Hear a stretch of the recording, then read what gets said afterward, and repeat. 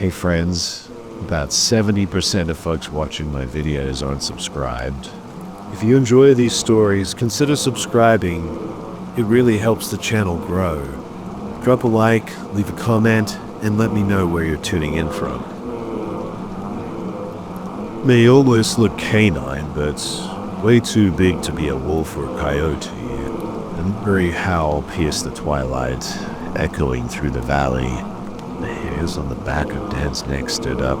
In all his years ranging these woods, he never heard anything like it. The howl sounded almost unnatural, tinged with a disturbing intelligence. There, Rachel hissed, pointing into the trees. Dan whirled around just in time to see a hulking shadow melt back into the darkness of the forest. His heart pounding, Dan drew his sidearm with a shaky hand. They quickly but cautiously investigated the rest of the abandoned campsite for any clues about the missing hikers. Shredded clothes, spilled food, a smashed lantern, but no blood or bodies. Dan noted with relief. Maybe the hikers got away. As the shadows lengthened, Rachel discovered one final unsettling item. A little girl's teddy bear, its fuzzy brown body marred by what looked horribly like claw marks. She held it up to Dan with a stricken expression. "We need to call this in now," Dan said hoarsely, "and get the hell out of these woods before nightfall. I've got a bad feeling we're being watched by something.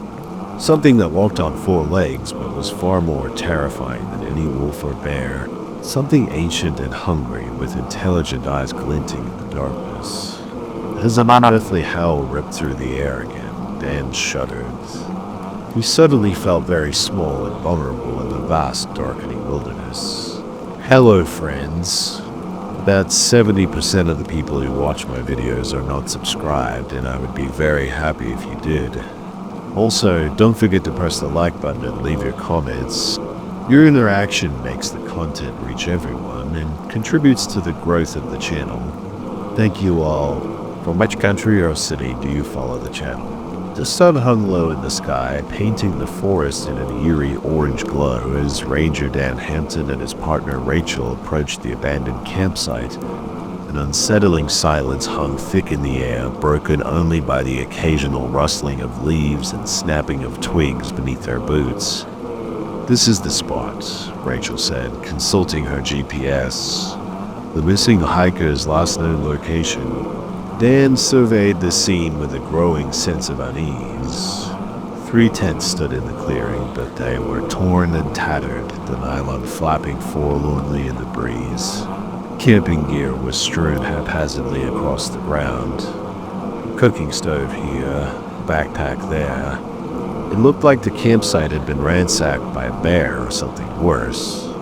"Look at the claw marks," Dan said grimly, crouching down beside one of the tents.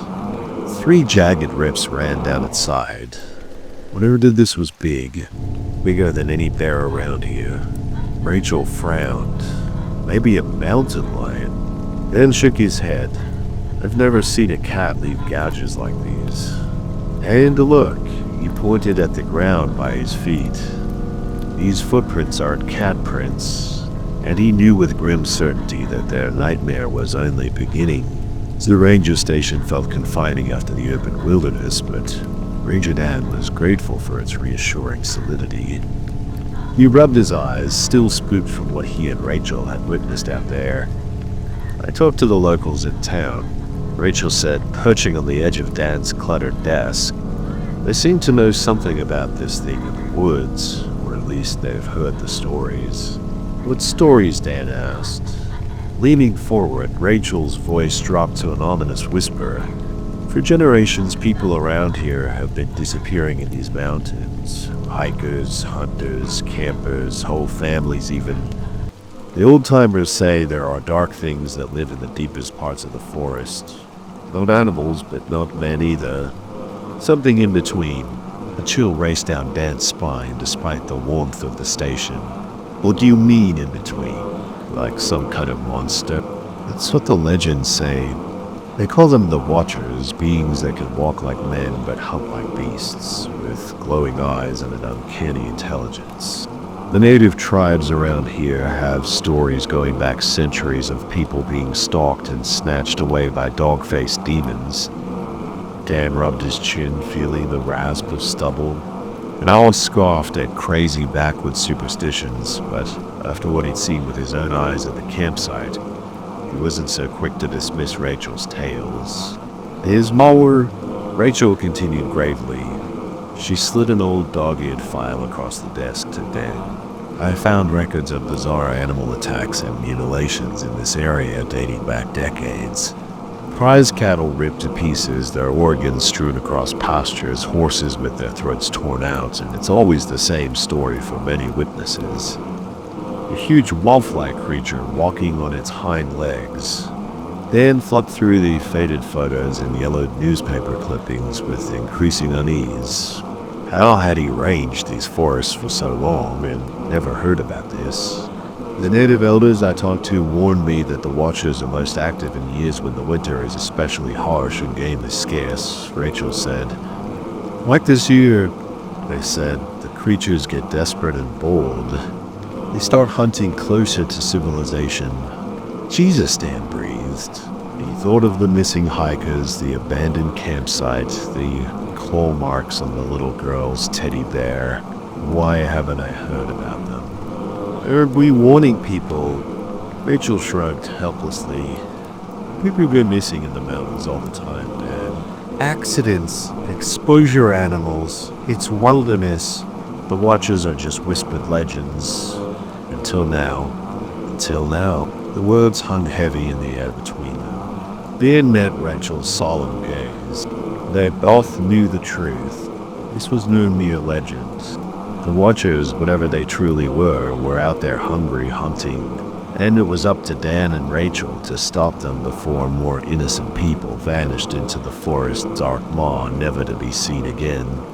The missing hiker's trail leads this way, Ranger Dan said, shining his flashlight on a splatter of boot prints in the mud. Looks like they went off trail. Damn fools. Officer Rachel frowned as she scanned the darkening forest around them. Sunset was still hours away, but already an eerie gloom seemed to press in on them beneath the dense canopy of pines. Shadows skittered at the edges of her vision, moving against the normal flow of dappled shade and light. I've got a bad feeling about this, she murmured, and grunted in agreement. They'd been tracking the 4 overdue backpackers for hours, following a meandering, illogical path away from the marked trails and deeper into the trackless backcountry. The route made no sense for experienced outdoorsmen. It's like they were in a blind panic, running from something. Brush rustled and branches snapped as the two rangers pushed on. Even the normal chatter of birdsong and bustle of small creatures seemed muted, suppressed, as if the forest itself was holding its breath. "Bad," Rachel hissed. She pointed with her trekking pole at the base of a massive oak. Jagged claw marks scored the bark far too high up for any black bear. Tufts of auburn fur clung to the rough edges. Dan swore under his breath. The gouges looked identical to the marks on the savage tents back at the empty campsite. Whatever creature they were tracking, it was enormously powerful. How could something big enough to do that just disappear? Rachel mused darkly. As if in mocking answer, a chilling howl rolled through the trees, ululating and strange. Inhuman, horribly close. Dan raised his rifle as they spun around, searching the murky twilight. But nothing moved. No beast burst forth in a furious charge. Instead, there was only the uncanny stillness of the green cathedral surrounding them. "Hey, can you get a GPS signal?" Rachel asked suddenly. "We need to mark these coordinates." Her voice was edged with poorly concealed fear. Dan unclipped the device from his belt and frowned at the screen. "That's weird," he said. "It was just working a minute ago. Now I can't get a read." Unease prickled up Rachel's spine as she checked her own tech. Watches, phones, radios, all dead, drained of power. It was as if some force was leeching the energy right out of their gear. "We need to get these claw samples back to the lab," Dan said, grimly collecting the clumps of coarse hair. "I want to know what the hell we're dealing with out here." As he straightened up, a blood-curdling scream ripped through the forest behind them. Then another shriller and shot through with terror. The sounds of two men running flat out, crashing desperately through the brush. The hikers, they'd found them, but they weren't alone. Dan and Rachel charged toward the screams, leaping over deadfalls and bucking branches. Their hearts pounded, gasping for breath, dreading what horror awaited them in the shadow-cloaked wilds. They burst into a small clearing and froze, stunned by the sight before them. Two men lay sprawled on the blood-spattered grass, their bodies unnaturally twisted, throats torn open. Dead eyes stared at the darkening sky in frozen horror. A hulking shape crouched over them, tearing at the flesh with savage relish. Not a bear, not a wolf, but something huge and terrible. A primal nightmare made real. The creature swung its great shaggy head toward Dan and Rachel. The eyes glowed red in the twilight, alight with malicious intelligence. Jaws yawned open, dripping gore. It rose to its full height, towering over them on powerful hind legs, a grotesque fusion of animal and man, the watchers of legend, terrifyingly real and ready to feed. Dan raised his rifle with shaking hands. Beside him, Rachel drew her pistol, but they both knew it was too late. No human weapons could stop the ravenous beast before it pounced and ripped and devoured.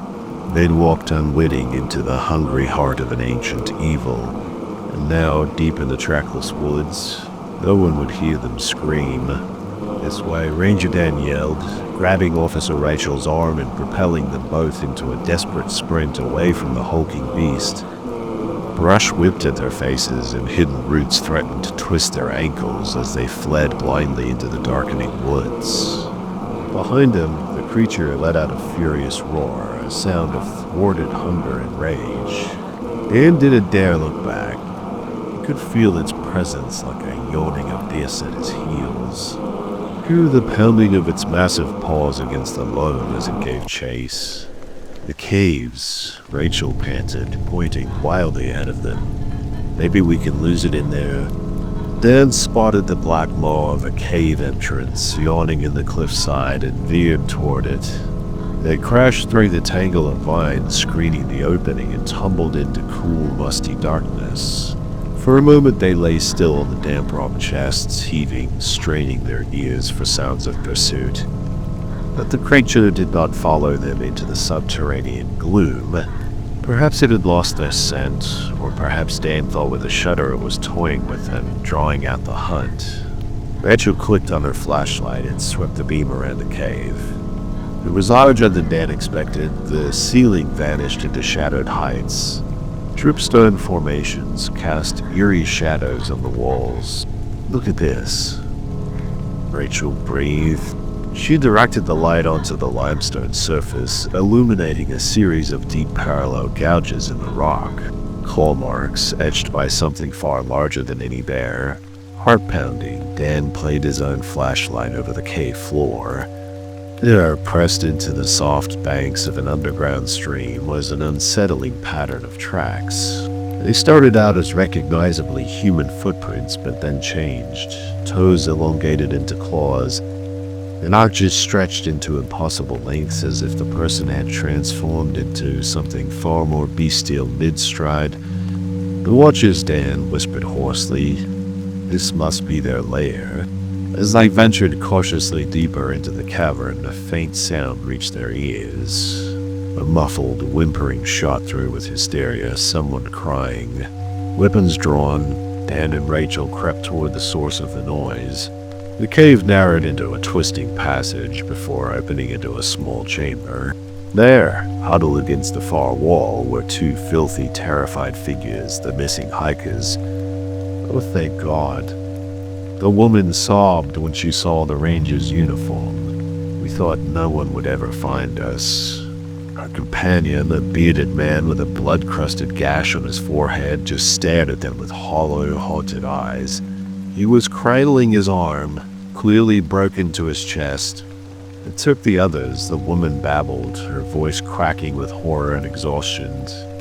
It chased us for days, picking us off one by one. It could have killed us at any time, but it didn't. It's intelligent. It likes to play with its food. A sick dread settled in Ban's gut. What took your friends? He asked softly, though he already knew the answer. The woman shuddered violently. The beast, the wolf thing, walking on 2 legs but running on 4. We thought it was a man at first, until we saw its face. She dissolved into incomprehensible muttering, rocking back and forth. The bearded man spoke up in a voice rusted from disuse. It herded us, drove us like cattle into this valley, into the caves. It's not alone. There's a whole pack of them. Dan exchanged a stricken glance with Rachel. A pack of those monstrous things roaming the mountains unchecked for who knows how long, stoking the shadows of human civilization, snatching people away to sate their unnatural appetites. Let's get you out of here, Rachel said bracingly. We'll come back with the whole team to deal with those beasts.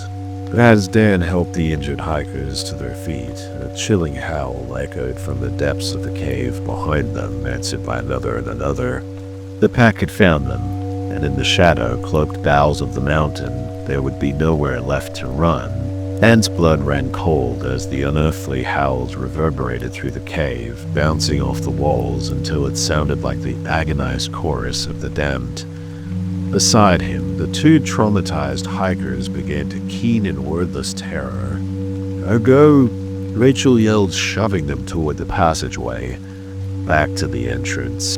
They stumbled over the uneven ground in a lurching run, the beams of their flashlights jumping crazily in the dark. Behind them, Dan could hear the scrabbling of claws against stone, the eager panting of the beasts as they closed in for the kill. Watch out.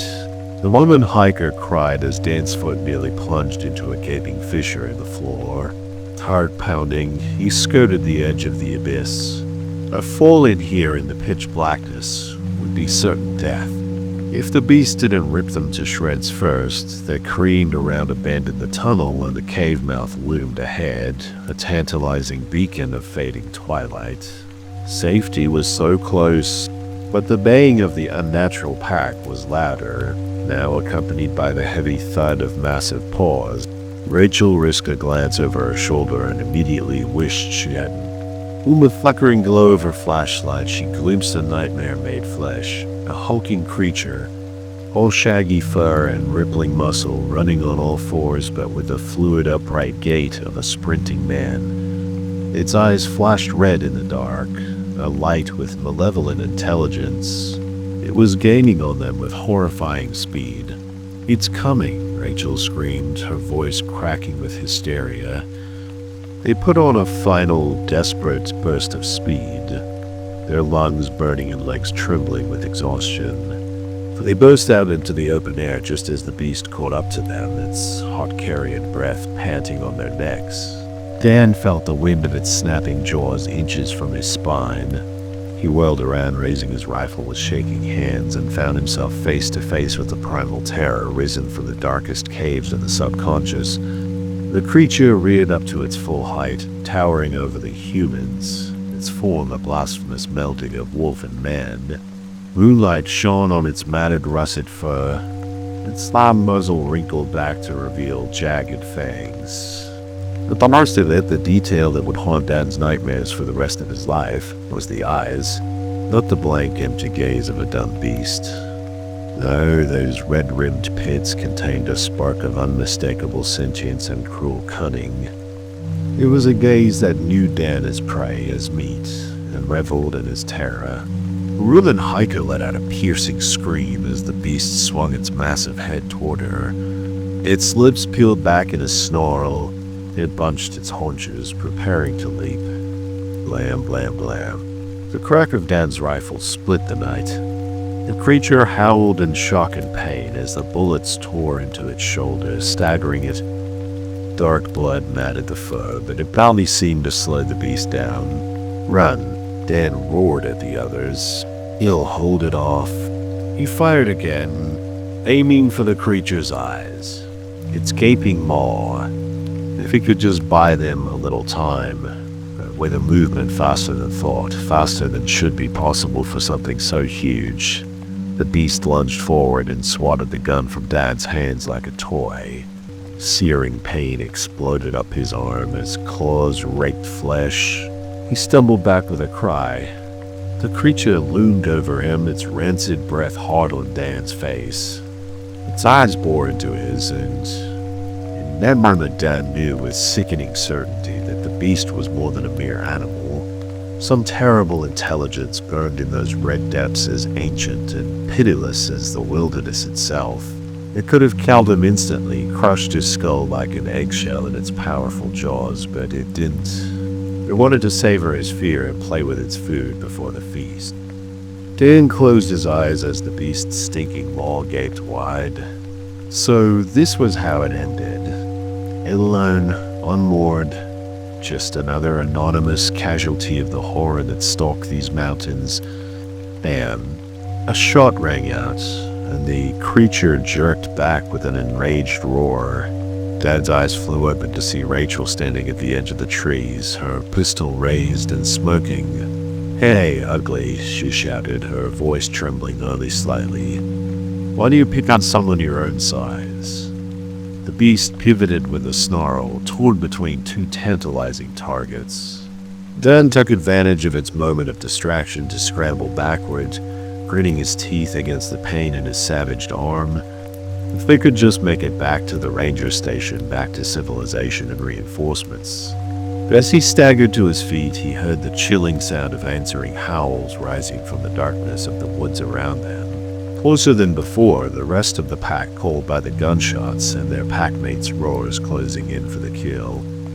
Then I surrounded, alone and hurt and out of options in the hungry heart of the beast's hunting grounds. Dan saw the knowledge of their hopeless situation dawning in Rachel's wide, terrified eyes. The two traumatized hikers huddled behind her whimpering, and on that moment the true immensity of the primal evil they faced crashed over Dan in a black wave of despair. There would be no escape, no rescue, only the long screaming nightmare of the hunt, and then the bloody, bone-crunching dark. The rangers and traumatized survivors stumbled through the midnight woods in a daze of pain and terror. Officer Rachel half-supported, half-dragged the limping Dan, his shredded arm a dead weight at his side. Behind them, shambling were the hikers, filthy and hollow-eyed, starting at every rustle in the brush. The baying of the beast seemed to come from all around them, near and far, as if the pack was toying with them, hurting them not to weary. There a male hiker croaked, suddenly pointing with a trembling finger a light through the trees. A faint golden glow beckoned through the trunks ahead, achingly reminiscent of warmth and safety. Dan and Rachel exchanged a wary glance. "Could be a trap," Dan grunted through gritted teeth. Another hiker lured in like a moth to a flame for the beasts to toy with. "Or it could be help," Rachel replied grimly. "Either way, we don't have much choice. You need medical attention, and I'm almost out of ammo." The promise of respite, however tenuous, drew them onward. They broke through the trail line into a small clearing dominated by a ramshackle cabin. Dim light leaked through gaps in the boarded-over windows. Rusty animal snares and traps hung from the eaves, clattering in the night breeze. An odd poacher's hideout, Dan guessed. He nodded at the remains of a campfire, blackened bones gnawed clean and discarded in the ashes. Looks like something's been using it more recently, though. Rachel tested the weathered door. It swung open with a creak. They stumbled across the threshold into the main room of the cabin, barely more than a hunting shack. Dusty furs and skulls lined the walls. In the center of the room, a trapdoor gaped open, revealing a black maw on the floor and a ladder leading down. "The cellar," Rachel said numbly. The perfect place for a wild animal or something worse to drag its prey and keep them for later.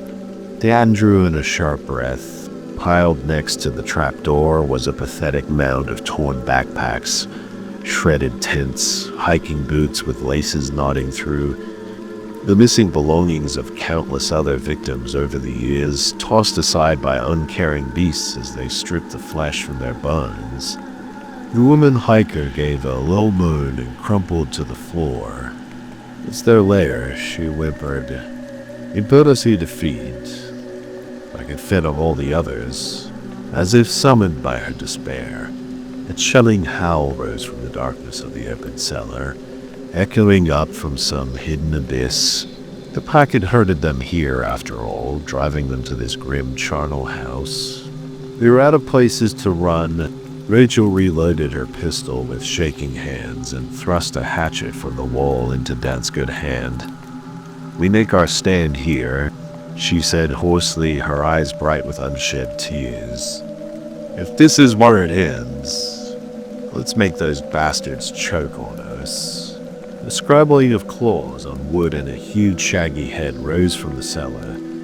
Now there emerged from the shadows of the back room, its eyes glowing red. The male hiker began to laugh, a high mad cackle of broken terror. Dan and Rachel shared one last look as the beasts rose to their full height and stalked forward, their lips peeled back from dripping fangs.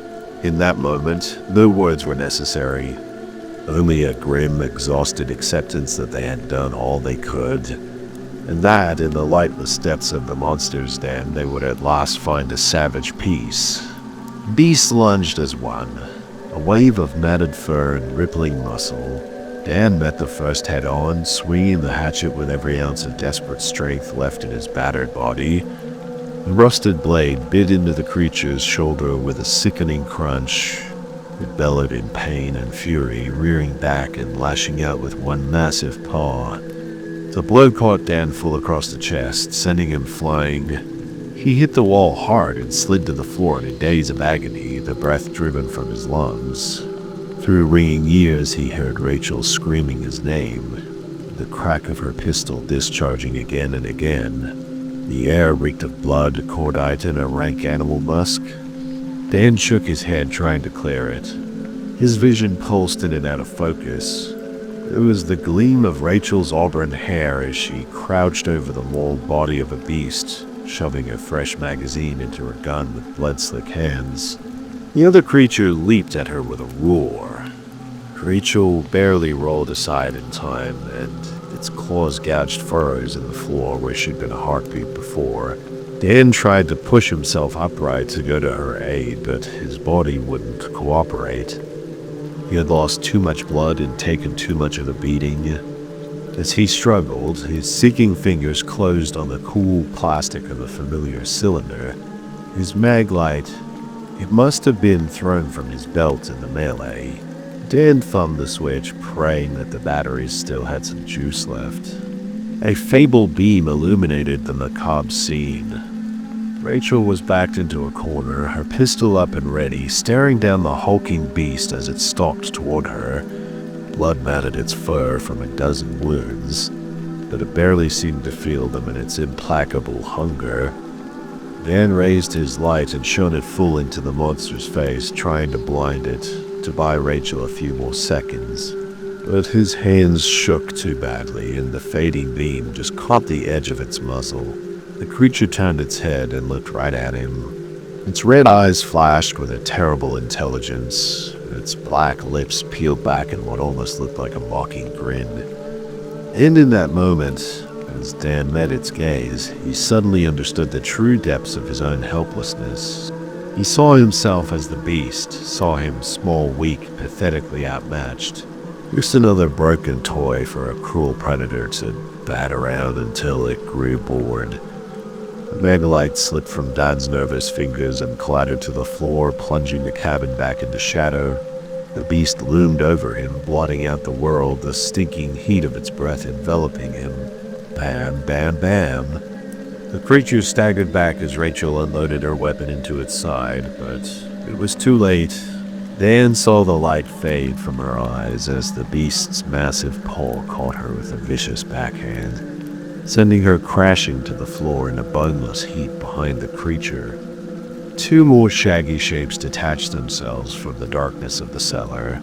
The pack had finally closed in for the kill, and Dan could do nothing but watch through dimming vision as the monsters fell upon them unstoppable in their ravenous hunger.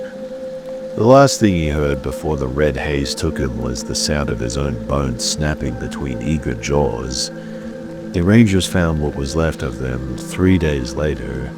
It was the lack of check-ins that finally raised the alarm. When neither Dan nor Rachel reported back on schedule, HQ mobilized a massive search and rescue. They feared the worst, but nothing could have prepared them for the grim reality. The old hunting cabin was a blood-splattered abattoir. Bits of torn flesh and shattered bone littered the rough floorboards, congealed in sticky pools of gore. The bodies themselves were barely recognizable as human, just ragged slabs of meat savaged almost beyond identification. Hardened men and women wretched into the bushes outside, undone by the carnage. Only the fragments of ranger uniforms, the shredded remains of backpacks, provided grim clues as to the identities of the mangled dead.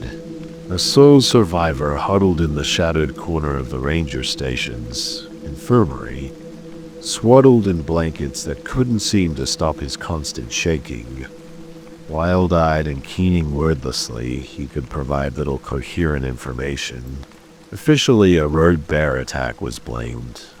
The trauma and scope of the incident, the deaths of 2 of their own, left the Rangers stymied and reeling.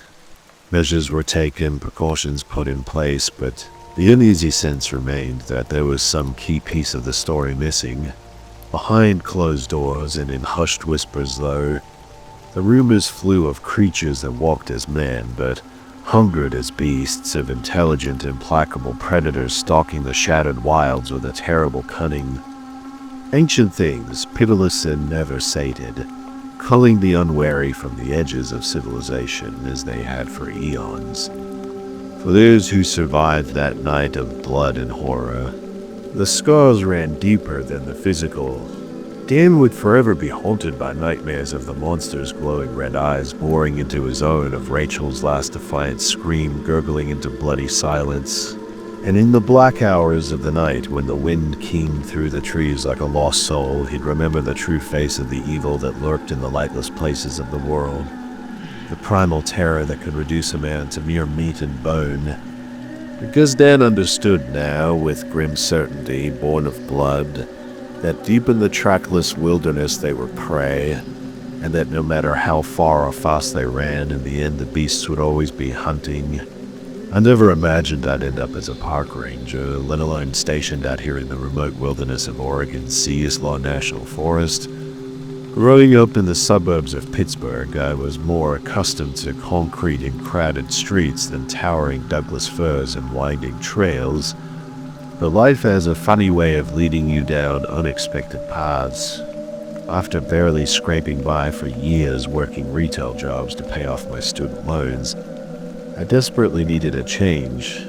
When I stumbled across a job listing for seasonal park rangers, it seemed like a sign. I had always enjoyed the outdoors and figured a few months in nature could be refreshing. I had no idea what I was getting myself into. The pay was meager, but it came with rustic cabin lodgings, so I packed my Subaru and made the cross-country drive from Pennsylvania to Oregon. Winding up the misty coastal highway, I felt like I was venturing into another world, an ancient primordial place untouched by time. Lush emerald forests extended as far as the eye could see, eventually giving way to white sand dunes and the crashing gray waves of the Pacific. It was hauntingly beautiful. When I arrived at the ranger station to get my assignment, the weathered park ranger behind the desk gave me a long appraising look. "You'll be at Fern Creek Guard Station up near Cummins Ridge," he said, jabbing his finger at a spot on the rumbled map. "Quiet posting. Mostly keep an eye out for campfires and off-trail hikers and mind the fog that rolls in off the ocean. It can swallow you whole." He handed me a ring of keys, a park radio, and a stack of informational brochures. I noted a flicker of what looked like concern in his eyes, but it vanished before I could be sure. Welcome to the Unsolved Ranger. Hope you're ready for some solitude. As I navigated the winding Forest Service roads toward my post, humming to the staticky folk station from my radio, I had no way of knowing that solitude would soon be the least of my worries. Evil was waiting for me in the woods, an ancient slumbering malevolence that would make me question everything I thought I knew about the world. And it was just beginning to stir. My first few weeks at Fern Creek passed uneventfully as I settled into the simple rhythms of ranger life. My nightly patrols took me deep into the wildest stretches of the park, across babbling brooks and through hushed stands of towering Sitka spruce. Save for the occasional distant rumble of a logging truck, the only sounds were the whisper of the wind through hemlock boughs and the chatter of winter wrens. Though I appreciated the majestic beauty of the forest, isolation began to wear on me. My only regular human contact was my static-filled evening check-in with dispatch over the park radio. I hadn't seen another soul in weeks. On one gray autumn day, as I hiked a fern-choked deer trail near an abandoned homestead, something caught my eye, a flash of white in the gloom. Pushing aside a curtain of hanging moss, I discovered an old pioneer cemetery nestled on a hillock beneath a gnarled oak. Half a dozen lichen-covered headstones jutted from the spongy soil at odd angles, like a mouthful of crooked teeth. Though badly weathered, I could still make out some of the names. Jedediah Wallace, 1862. Cornelius Daggett, as I knelt to brush a spiderweb from the stone of Lavinia Commons, 1883. I felt the hair on the back of my neck prickle. I spun around, half expecting to see someone standing behind me. But I was alone. Even still, I couldn't shake the uncanny sensation of being watched. The forest had fallen unnaturally silent. Not even a whisper of wind stirred the leaves. It felt as if the trees themselves were holding their breath. Unnerved, I hurried back to the trail, but as I turned to leave, I noticed a scrap of faded fabric caught on a splinter of the old cemetery gate. I carefully worked it free and held it up. It appeared to be a fragment of a time-stained calico dress. For some inexplicable reason, the delicate pattern of yellowed flowers filled me with a deep, instinctive dread. I dropped it as if I'd been burned. That night, as I prepared a meager dinner of beans and cornbread in my cabin, the park radio suddenly crackled to life. I expected to hear the usual dry clipped tones of the evening dispatch check-in, but instead an eerie, unidentifiable sound poured from the speaker, something halfway between a rasping breath and a whimper. Then a woman's voice, tremulous and faint, as if speaking from a great distance or from beyond the grave. "Ranger, help me." The stench of copper, the beast in the blackberries beneath the twisted cedar. A scream rent the air, so piercing it made my heart seize in my chest. Then the transmission dissolved into static. It had to be a prank, some morbid teenagers getting their kicks. But deep in my bones, I knew that wasn't the case. As I stared at the radio with mounting horror, an unshakable realization settled over me. Something was terribly wrong in the woods of Fern Creek. Something evil lurked in the shadows of the sea's law, and it knew I was here. I barely slept that night, jolting awake at every creak of the cabin timbers, every rattle of dry autumn leaves skittering across the roof. A woman's voice on the radio echoed through my dreams, her faint words taking on an urgent, honeyed quality. "Ranger, find me." First light found me groggy but determined to investigate the transmission. I tried to raise the dispatch office, but was met only with static on every channel. The radio appeared to be dead. With no other leads, I resolved to search around the abandoned homestead in the cemetery. I had never been a superstitious man, but some primal intuition told me that whatever was happening was rooted there, in that strange, sad pocket of history. I set off at first light. The October mist hung thick and low in the forest, curling around the lichen-sheathed tree trunks. As I retraced my steps from the previous day, the sense of being observed returned, raising the fine hairs on my arms. I quickened my pace, unholstering my sidearm. Its weight on my hip provided scant comfort. As I approached the cemetery, a flickering movement in the corner of my eye made me turn. I saw nothing but shadow and fern. Then, damnably, a snatch of melody drifted from the trees, almost too faint to make out, but hauntingly familiar. It was an old pioneer song. I spun so quickly I nearly stumbled, but it was just Hank Dawkins, the leathery old hunting guide from the other side of the ridge. He stood on the trail behind me, a rifle slung on his shoulder. His posture was slightly stooped. How long had he been there? I hadn't heard his approach at all. "You picked a hell of a day for a hike, Ranger," Hank muttered, eyeing the ragged mist. "What brings you up this way?" I hesitated, unsure how much to divulge.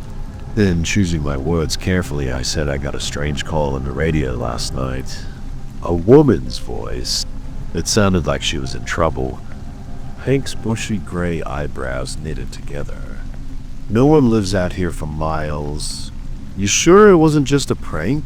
Kids these days and their damned fool games." "I don't think so." She mentioned this area specifically, said something about a stench of copper, a beast in the blackberries beneath a twisted cedar.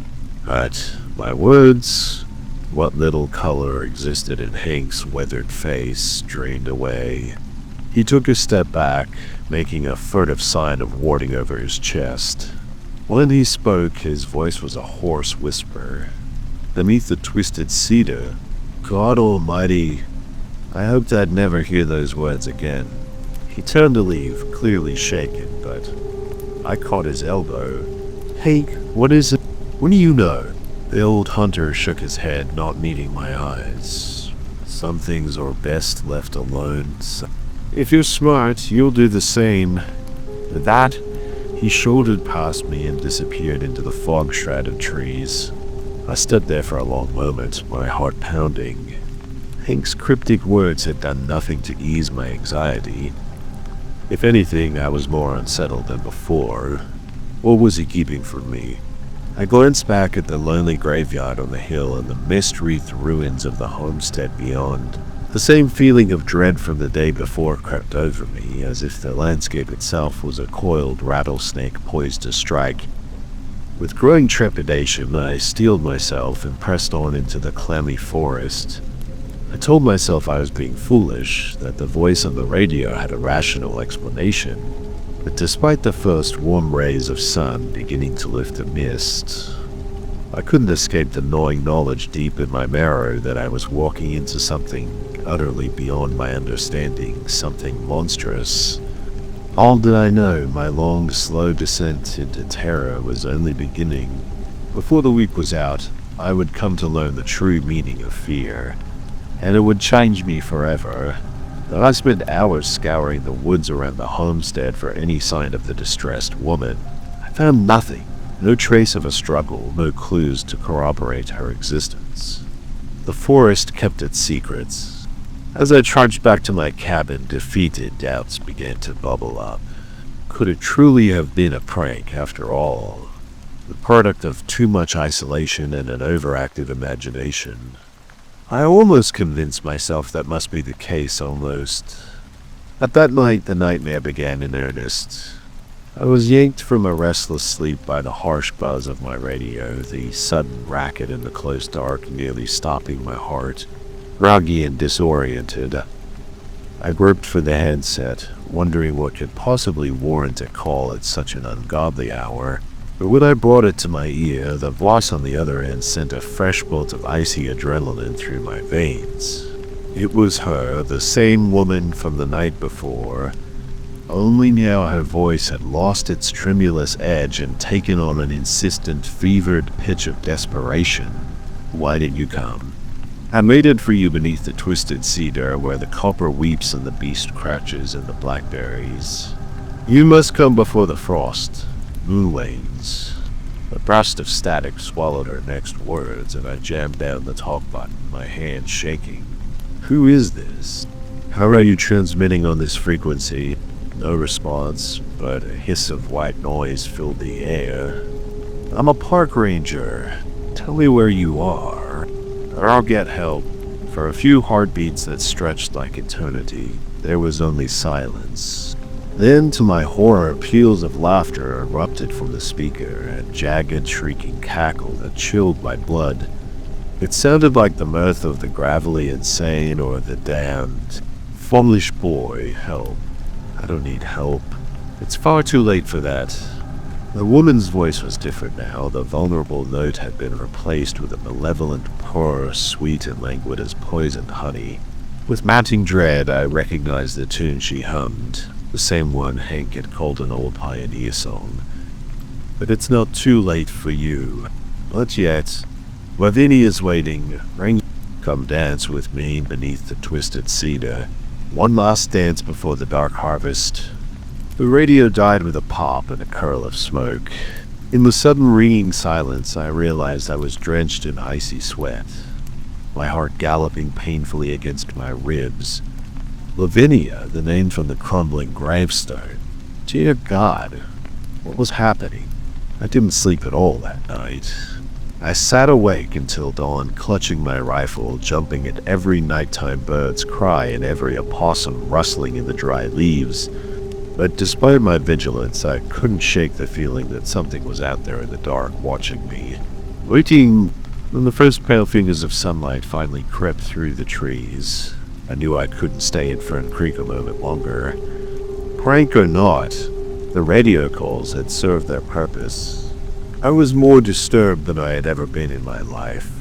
I needed help, be it from local law enforcement or my own superiors. But most of all, I needed to get out of these godforsaken woods. I hastily threw my meager possessions into my knapsack and, almost as an afterthought, retrieved a wooden cross from the cabin wall where it hung next to a topography map.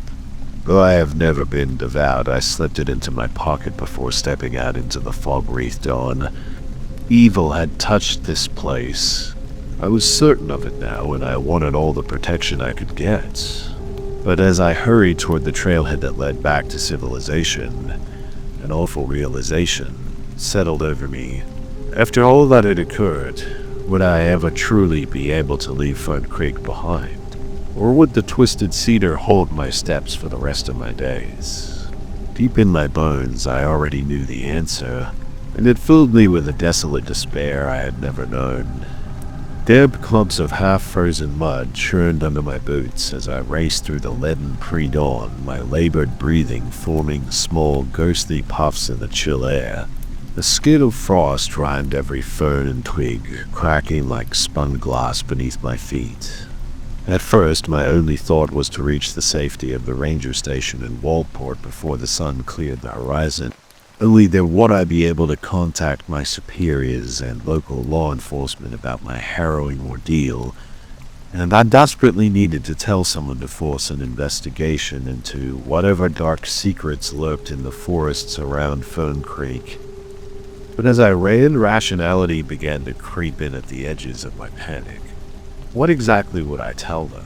That I'd received some creepy radio messages from a woman who may or may not exist, frightening me so badly that I fled my post.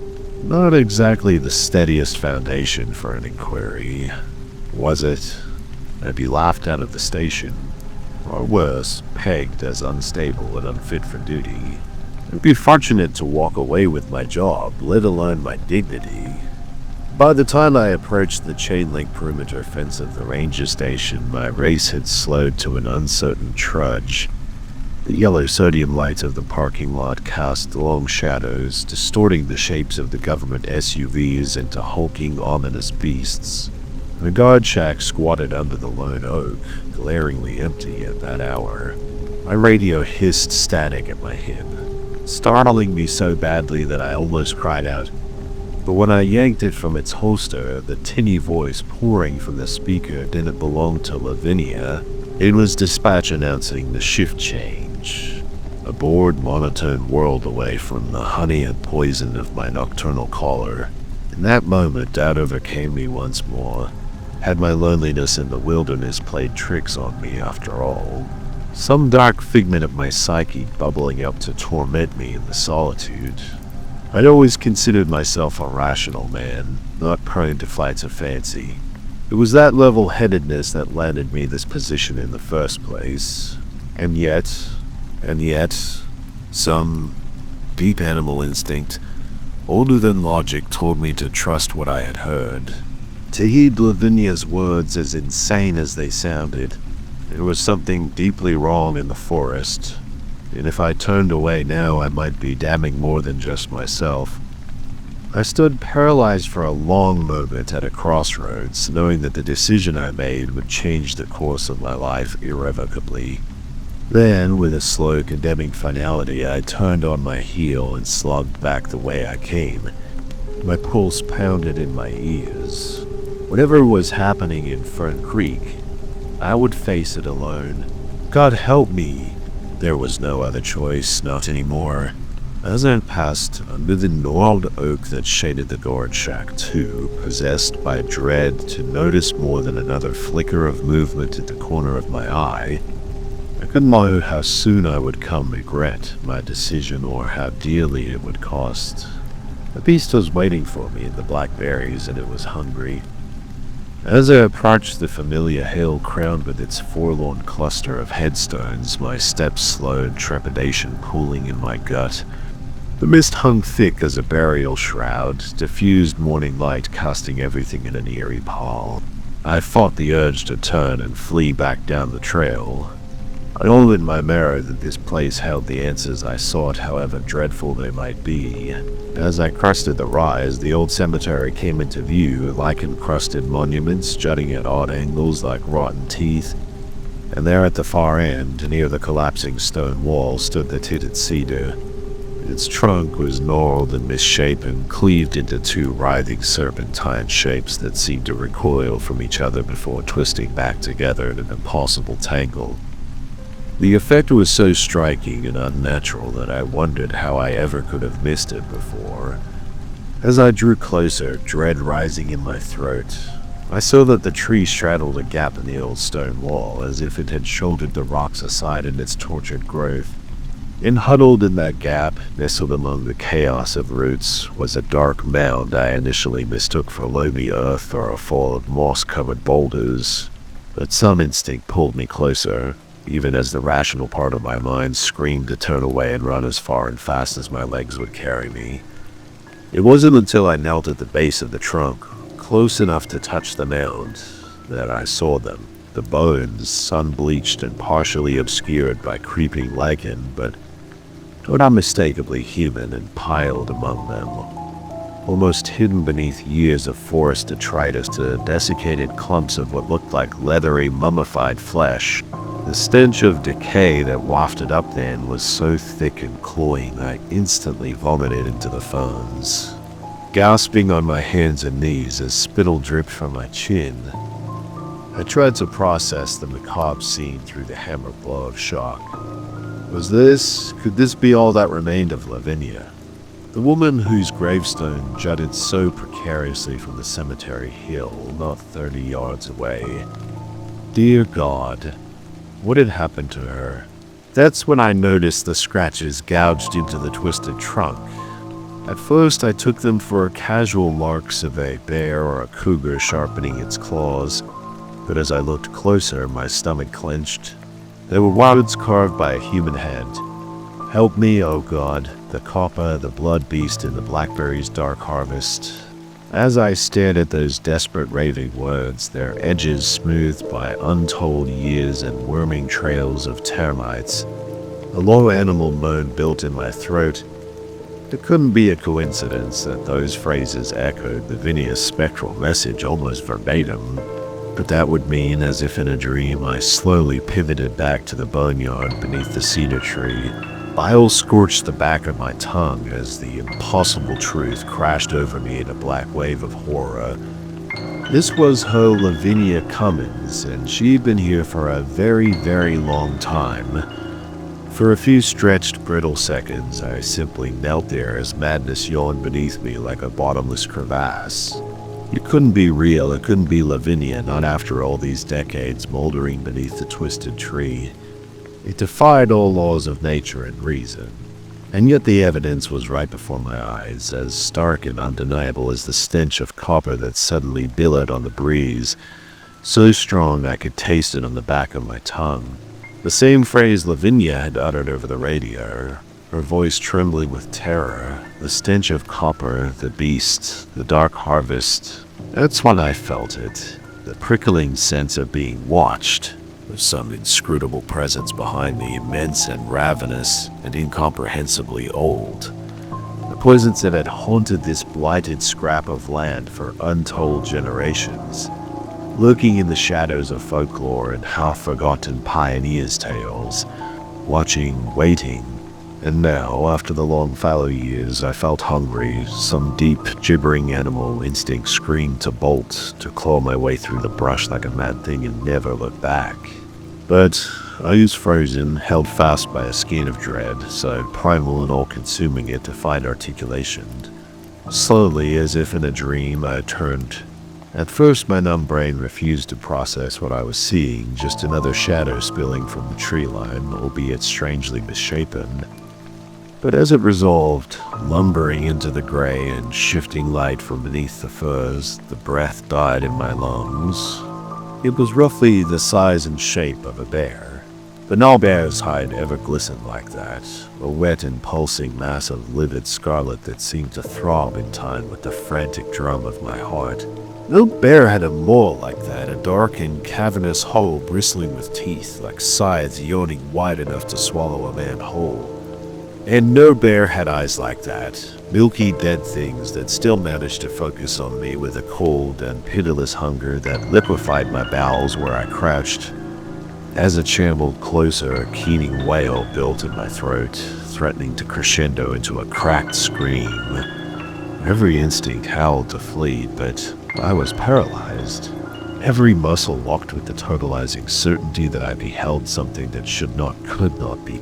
The beast in the blackberries, Lavinia's monstrous murderer.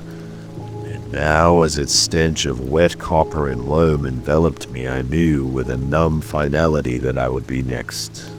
That my bones would join poor Lavinia's in their lonely boneyard beneath the twisted cedar, left to the patient gnawing of time and the elements. In that suspended moment, as the creature loomed and I teetered at the edge of oblivion, a single thought bubbled up through the blind animal terror, clear and pragmatic. At least it would be quick. There are far worse ways to die. Then the beast lunged its bulk, blotting out the sky, and I knew no more agony. There was the first sensation that pierced the thick, swaddling dark bone, deep and fire bright, radiating from my abdomen in sickening waves. With a monumental effort, I pried open my heavy lids. A mosaic of fir boughs shifted overhead, shot through with skeins of anemic sunlight. The breeze rattled through them like old bones, carrying with it the thick stench of copper. Blood. My blood. I realized dimly it was everywhere, soaking my shredded uniform, pulling beneath my sprawled legs. For a moment I simply stared, not quite processing the ruin of torn flesh and glinting viscera. I'd always expected that amount of damage to look different somehow. Less surreal. Then the memories came crashing back with a suddenness that made me gag. The abandoned cemetery, the grim pile of bones beneath the twisted cedar, and the thing that had burst from the tree line, that lumbering, impossible shape, glistening red and bristling with impossible teeth. I squeezed my eyes shut, unwilling to look to confirm that the day's horrors had been more than some fever dream, dredged up by isolation in a suggestible mind. But I couldn't unsee it, just as I couldn't stop shaking the beginnings of shock icing my veins. I had to move. Had to get out of here before it came back to finish the job. If blood loss or exposure didn't claim me first. Already, a sick torpor threaded my limbs, the edges of my vision pulsing black. Biting down a sob, I rolled to hands and knees. Instantly, white, hot agony blazed through my core, and I cried out the sound raw and desolate in the hushed wood. Hand clamped to my side, trying desperately to keep what should be inside from spilling out. I lifted my head and beheld the beast. It crouched not 10 yards away, still as a hellish statue. Those milky eyes fixed on me with a cold, considering intelligence that turned my innards to water. In the stark light of day, its hide was a duller crimson like old blood, and I could see the knotted ropes of scar tissue crisscrossing its hulking flanks, souvenirs from the long years of evading detection and bullets. It could have finished me any time it wanted. I realized dimly it was playing with me, savoring my terror, just as it had savored Lavinia's so long ago. At the thought of her, of the pile of neatly gnawed bones moldering beneath the blackberries, a strange calm washed over me. The pain, the fear fell away like a shed husk, leaving only a cold, crystalline fury. This thing, this abomination, it didn't get to win, didn't get to keep killing decade after decade unchecked. If I was to die here to fertilize the forest floor, it would be on my terms, and I would make damn sure this monster came with me. My hand drifted to my holster. By some miracle, my sidearm was still there, the weight of it suddenly sacred. Keeping my eyes on the beast, I slowly unsnapped the guard, wrapped my finger around the trigger, and squeezed. The retort rang out like cannon fire, shattering the silence. The beast jerked as the round took it in center mass with a meaty thunk. Then, to my horror, it simply looked down at the whole gushing ichor and huffed a low, guttural sound that could only be laughter. It lunged, and this time I knew there would be no waking up, no second chance. Lavinia's song rang in my head, the same lilting note she had hummed over the radio, merry and mocking. Well, go no more roving so late into the night. I squeezed the trigger until it went click, screaming into the advancing red maw, screaming until the stink of copper was all I knew. Then the dark took me, deepened, velvet and unending, and the beast fed. I never should have taken this job as a park ranger out here in the remote wilderness of the Upper Peninsula of Michigan, but I needed the money badly. Ever since my hours got cut at the auto plant back in Detroit, I've been barely scraping by. My unemployment ran out and the bills were piling up.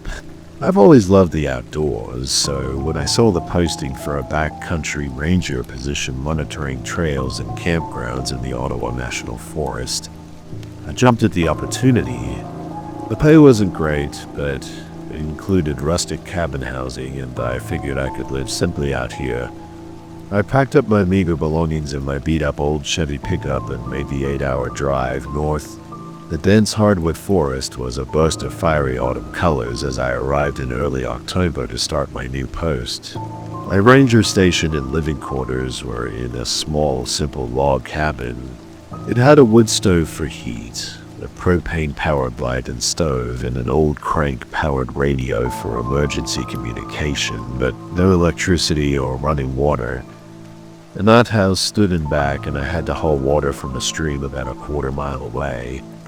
It would be an adjustment from city life, but I looked forward to the solitude and living in tune with nature. The head ranger, an old-timer named Earl, gave me a brief orientation my first day. Your job is to patrol the trails and help any lost or injured hikers. Hunting season will be starting soon, so make sure the hunters stick to designated areas and have proper permits. Keep an eye out for campfires during fire bans and any illegal activity, and be careful out there. The woods can be a dangerous place if you don't respect them. I nodded, eager to get started. I had always felt at peace, surrounded by nature. The next morning I strapped on my hiking boots, packed a bag with some trail mix, jerky, water, matches, a knife, and first aid kit, and set off down the trail. Dappled sunlight filtered through the golden leaves. The earthy scent of moss and rich soil filled my nose. A sense of freedom washed over me as my feet carried me deeper into the ancient forest. My daily routine fell into an easy rhythm as I roamed miles of trails each day, watching for signs of trouble and assisting hikers in need. I felt my body growing leaner and stronger from long days of trekking through the wilderness. wasn't just my body, though. I could feel something changing within my spirit, too. A sort of primal reawakening, as if I was tapping into some ancestral connection to the land. There was one trail in particular that I was drawn to, an odd path that was mostly overgrown and seldom used anymore. It meandered along the top of a jagged cliff ridge, through gnarled, twisted pines and over lichen-spotted boulders. Whenever I hiked it, I was oddly unsettled, as if I could feel an intangible presence watching me from the shadows. One crisp evening, I was walking back to my cabin on that eerie clifftop trail. The sun had already sunk below the horizon, leaving a band of bloody orange fading to star-flecked indigo. I walked in silence, except for the crunch of my boots on the dry leaves. Suddenly, a chilling wail ripped through the twilight, sending icy tendrils of fear skittering down my spine. It sounded like the forlorn howl of a wolf, but distorted and unnatural. I swung my flashlight beam across the trees, my body tensed. The light caught a pair of glowing green eyes for just a second before they blinked out of existence. Pulse pounding, I hurried my pace, cursing myself for not bringing my rifle. More shrieks and howls tore through the night from all around me, a cacophony of anguish that seemed to stab into my very soul. I broke into a jog, then a panicked run. Behind me, I could hear crashing in the underbrush as if something very large was keeping pace, toying with me. I fled headlong down the path, heedless of the rocks and roots that grabbed at my feet. The woods spun by in a blur, and the horrible baying sounds grew closer, more frenzied. My lungs and legs burned as I pushed myself harder than I ever had before. After what felt like miles, I burst into the clearing by my cabin and slammed the door shut behind me, gasping for breath. The night was deathly silent again. No howls, no footsteps, nothing. It was as if I had imagined it all, but I knew better.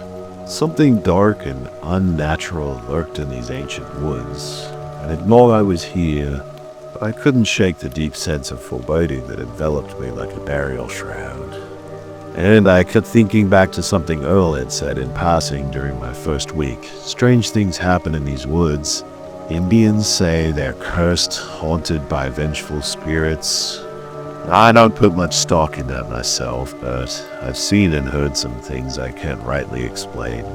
I threw myself into my work, hiking farther and faster each day as if I could outpace my growing unease.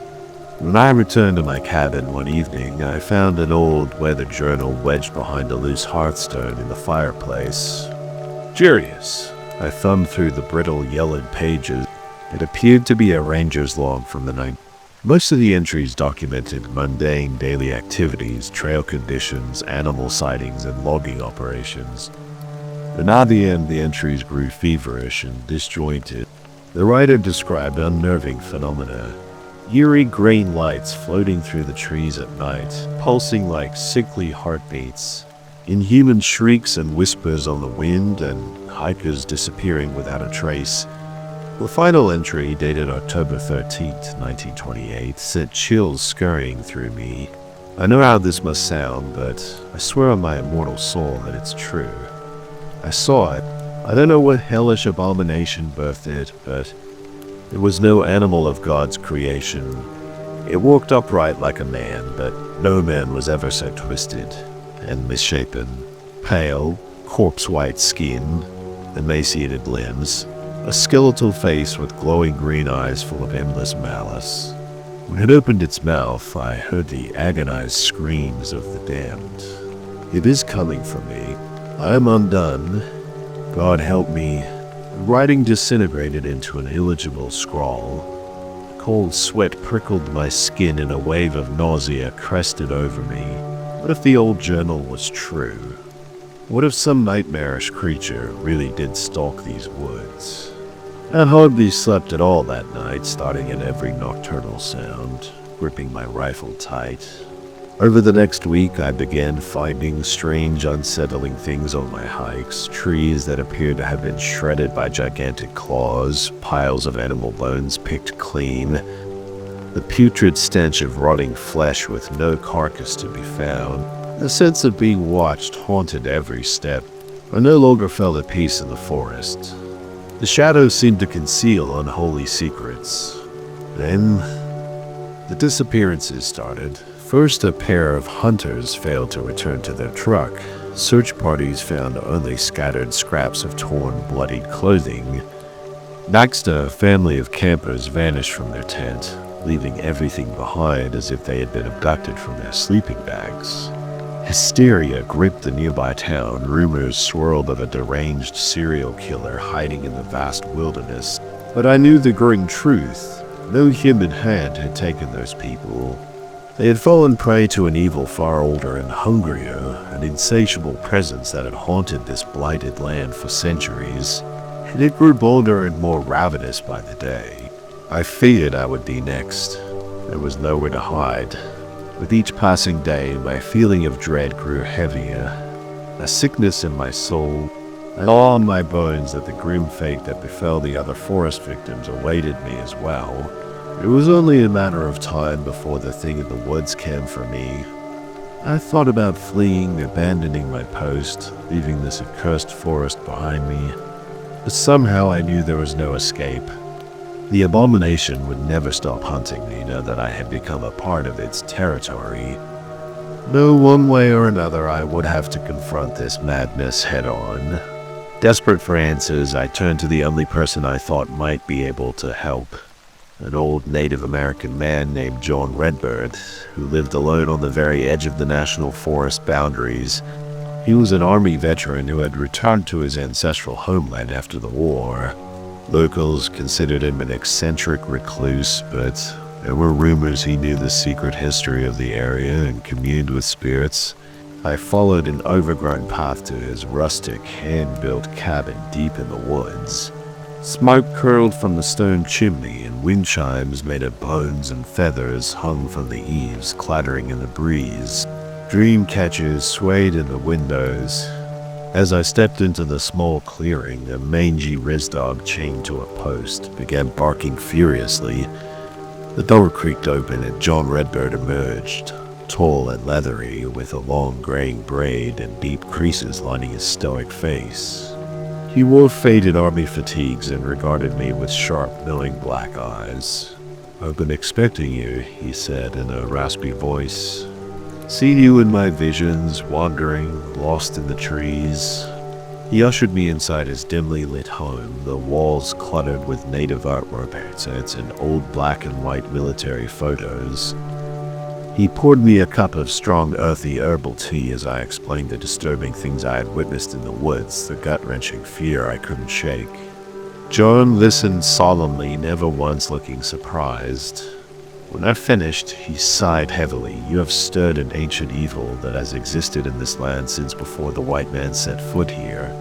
My people called it the Wendigo, an immortal, malevolent spirit that possesses men, driving them to unspeakable acts of violence and cannibalism." A shudder racked through me at his words. John continued, "There are legends of a trapper a century ago who made a pact with the Wendigo to save his own life when starving in the woods. He fed at the flesh of his companions, and it imbued him with its infernal power, but it cost him his soul. He still lurks in the forest to this day, more beast than man, endlessly ravenous for human prey to sate the hunger of the Wendigo. But it can be stopped," I blurted desperately. "There must be a way." John shook his head sadly. "The Wendigo cannot be killed by mortal means. It is a hunger that can never be satisfied. The more it consumes, the stronger it grows. I will pray to the Creator for the protection of your spirit. But I fear your fate is already sealed, Ranger. I am sorry." I stumbled out of John's cabin into days of terror and despair.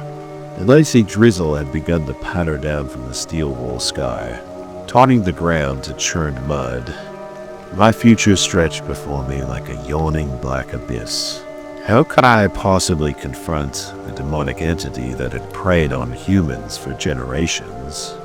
I was just one broken man lost and alone in this blighted forest. As I slogged back to my station, I could feel its malevolent presence out there in the gloom, watching, waiting. The Wendigo is coming for me, an eternally famished maw that would never stop until it had devoured me, body and soul. In that moment I knew with grim certainty that I would never leave this forest alive. The shadows would claim me as they have so many others. It was only a matter of time. The next morning dawned cold and colorless, the ashen sky pressed down like the lid of a coffin. I went about my ranger duties in a fog of bleak anxiety. My senses were afraid-taught for any sign of the deranged entity stalking me. The dark trees felt suffocating, hostile, as if the very forest itself had become an extension of the Wendigo's insatiable malice. Around midday, the radio at the ranger station crackled to life. It was the sheriff, his gravelly voice tight with urgency. "We've got another missing persons case. A pair of hikers failed to show up at the visitor center this morning, like they were supposed to. Last known location was the trailhead off County Road 44 near Skunk Creek. My blood ran cold. That was only a mile from my current position. I knew I should wait for backup, that I was in no condition to confront this alone. But I also knew with sickening certainty that every minute could mean the difference between life and death for those hikers. And, after all, this was my job. The sacred duty I had sworn to uphold. Protect the innocent in this vast wilderness, even at the cost of my own life. I grabbed my emergency pack and rifle with shaking hands. Fear soured in the back of my throat, but choked it down. I struck off in the direction of Skunk Creek at a hurried clip, my eyes scanning the dense underbrush for any signs of the missing hikers or the thing that took them. The woods felt too still, too quiet, like the breathless calm before a storm breaks. Not even birdsong broke the leaden silence. The spongy earth absorbed my footfalls, leaving an eerie absence of sound. Every fiber of my being screamed to turn back, that I was walking into the putrid maw of an insatiable darkness. After a tense half-hour navigating the overgrown deer path along the creek bed, a glint of color caught my eye. My heart seized as I realized it was a backpack. Its bright nylon was shredded and smeared with dried blood. It had to belong to one of the vanished hikers. I approached it cautiously, my rifle at the ready. Suddenly an agonized, animalistic shriek ripped through the forest. So loud that it felt like the trees themselves were screaming. I whirled around wildly, trying to pinpoint the source. Another wail echoed from the opposite direction, then another and another, until it sounded like a whole chorus of tortured voices. They gibbered and howled, resonating from everywhere and nowhere all at once. That's when I saw it striding out from the shadowed grove of pines. The naked, emaciated figure of a man, as gaunt and pale as a living skeleton. No, not a man, but the grotesque parody of one. Its limbs were too long, bending at unnatural angles. Its face was a hollow death mask with glowing green pits for eyes. Viscous slobber streamed from its yawning ember-filled mouth as it fixed its hellish gaze upon me. My mind went blank with stark primal terror. My conscious thoughts were subsumed by the screaming static of pure fear. The rifle clattered from my nervous fingers as I turned to run, knowing it was futile, that no mortal legs could outpace the ravenous hunger of the Wendigo.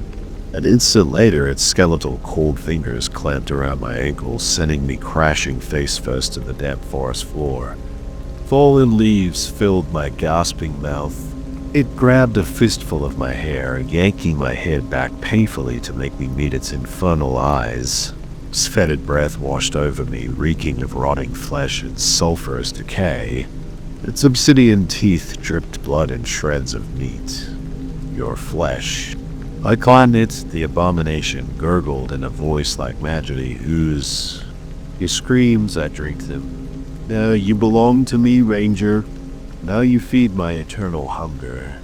The Wendigo dragged me deeper into the darkening woods as I thrashed and struggled uselessly. Its unclean laughter echoed in my head, filling every crevice of my consciousness, drowning me in unimaginable horror. But even greater than the terror of its touch was the hideous knowledge that my torment was only beginning. Soon my soul would join the agonized spirits shrieking in the darkness, trapped forever in the Wendigo's insatiable belly. I had failed, and this forest of shadows would feast on my suffering for all eternity. Chapter 6 Time Lost or Meeting as the cruel entity that had once been human hauled me through the dense underbrush, my body thrashing against rocks and roots, thorns tearing at my skin. The frigid fog curled around us like a death shroud. After an interminable journey that might have lasted hours or days, we reached a small clearing dominated by the ruins of a cabin, slowly being reclaimed by the forest. The roof had long since collapsed, leaving only splintered beams clawing at the sky. The stone walls were mottled with moss and lichen. It looked like a place where dark acts had transpired, pain soaked into its very bones. The Wendigo dragged me inside and flung me to the dirt floor. I scrambled backwards until I hit the crumbling rear wall, trembling uncontrollably. In the jade light filtering through the choked windows, I could see the remains of the Wendigo's past victims scattered about, a tattered backpack here, a gnawed femur there. The sickly sweet stench of rot hung heavy in the dank air. "Please," I stammered through my terror. "Why are you doing this? What do you want from me?" The emaciated figure loomed over me, its head cocked at an obscene angle. When it spoke, the voice slithered into my skull like grave worms. "You are my offering. The more I consume, the more I become. Your suffering shall be legendary." It grabbed my wrist in an iron grip, hauling me up until I was face to face with its grotesque visage. Its impossibly long black tongue snaked out, licking the blood and tears from my face with searing, agonizing strokes. I shuddered in revulsion, bile scorching my throat. The spirits of those I devoured reside in me, still trapped in eternal anguish. Soon you will join them, Ranger.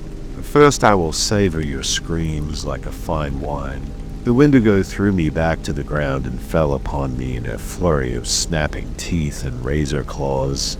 White, hot pain exploded through my body as it ripped and tore, shredding through clothing, skin, and muscle with savage fury.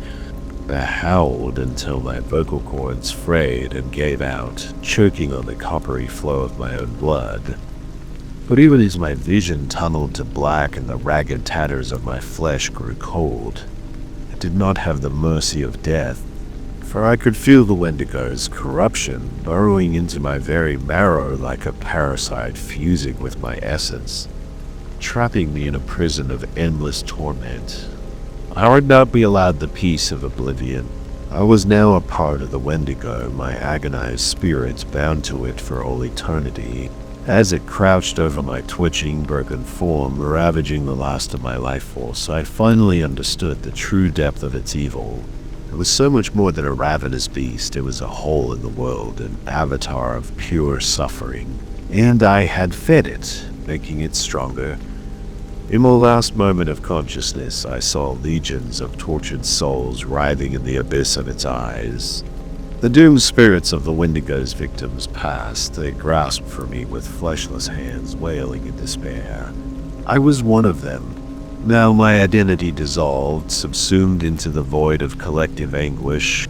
The dying spark of who I once was screamed silently into the pitiless void as the Wendigo's darkness engulfed me. There was no escape, no end, only the eternal shadow of its hunger.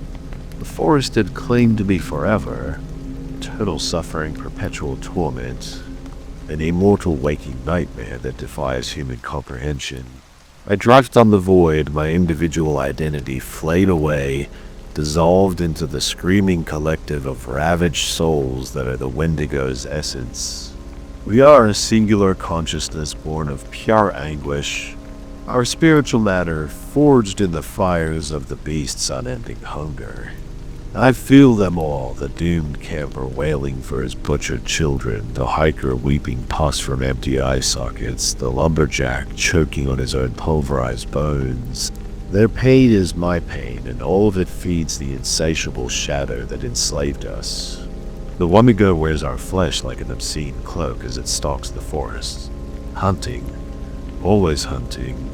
I see through its hellish green eyes, feel the warm blood slicking its maw as it sinks rotting teeth into each new victim.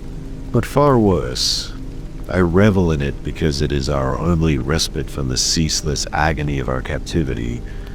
Those brief moments of release as another soul joins our ranks as we swallow their delicious suffering. We are an abomination, an obscenity against nature and God. But even if I still had my drowned voice to scream, there is no one left to hear. We belong to the Wendigo now, mind, body, and spirit. This is our eternity. Beware those who wander too deep into the woods, for you may not like what wanders back out wearing your skin.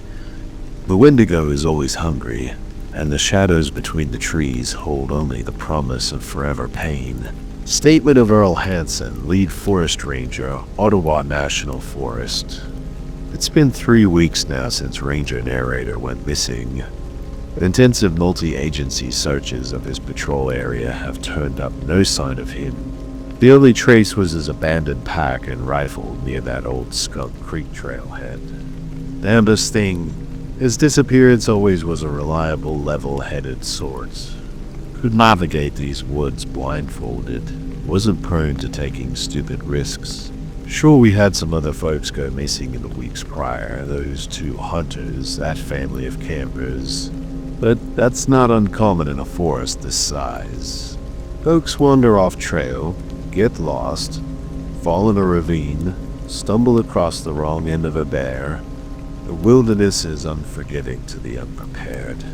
Usually nothing nefarious about it, despite what you see in the movies.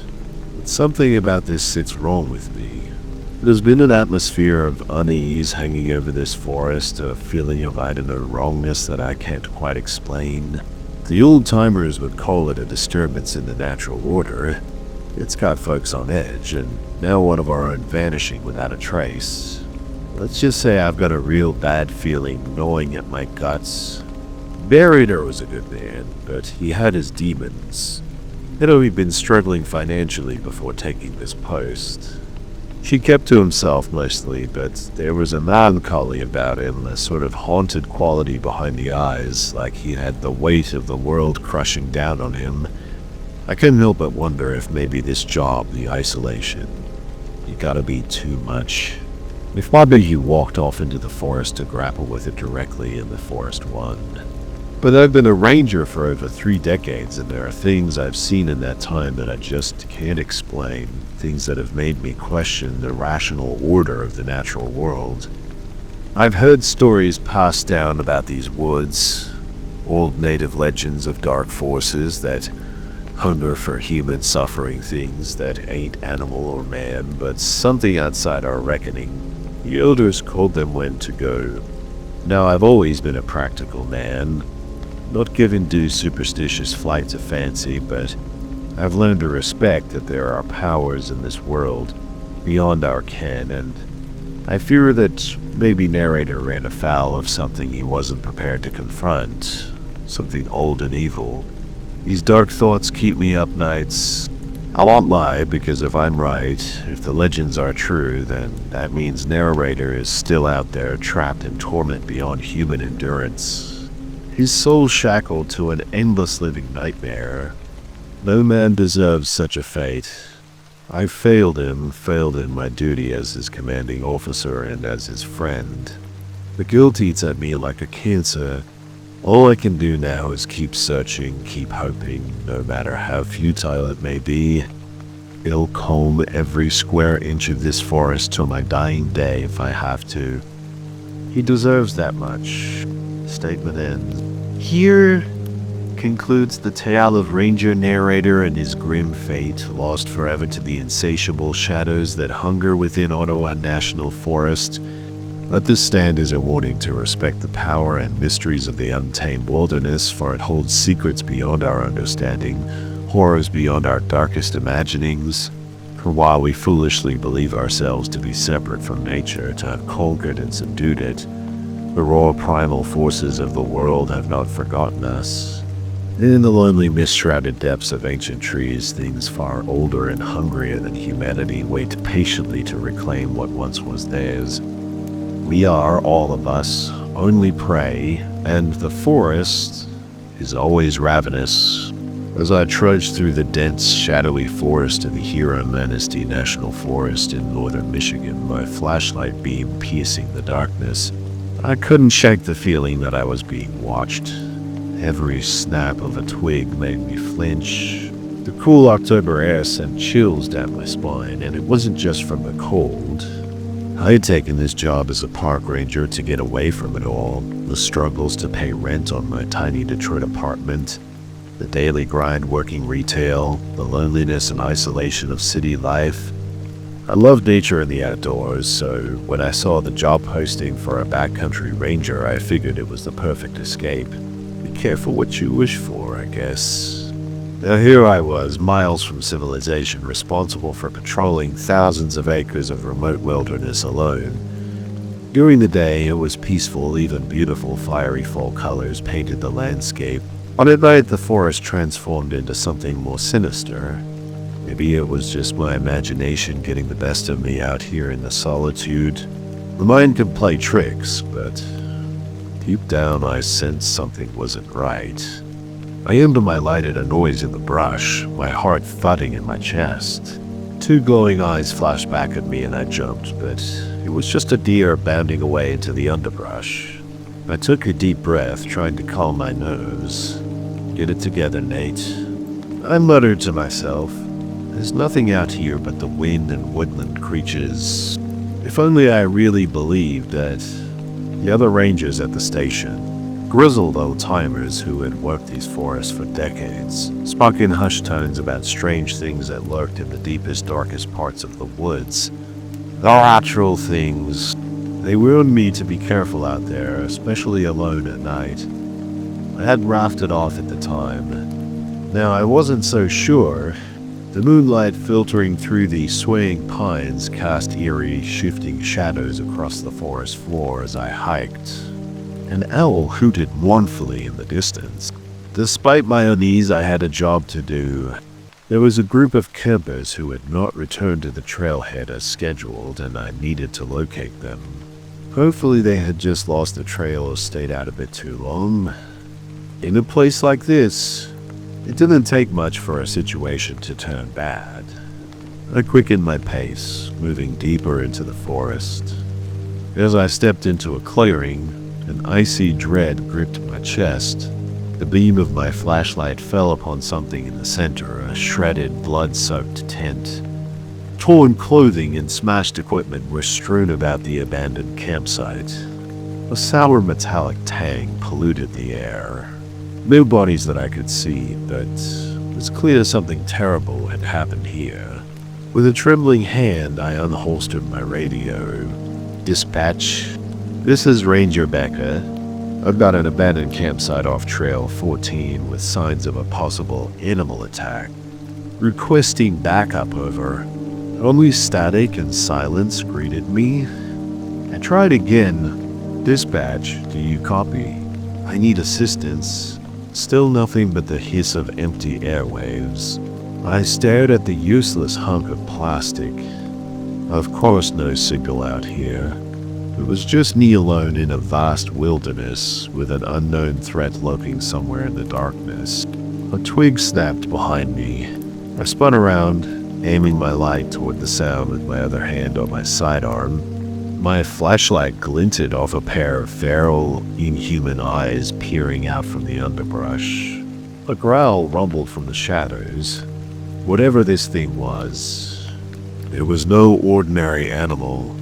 My blood ran cold as the beam caught a glimpse of a looming bipedal silhouette, far larger than any bear.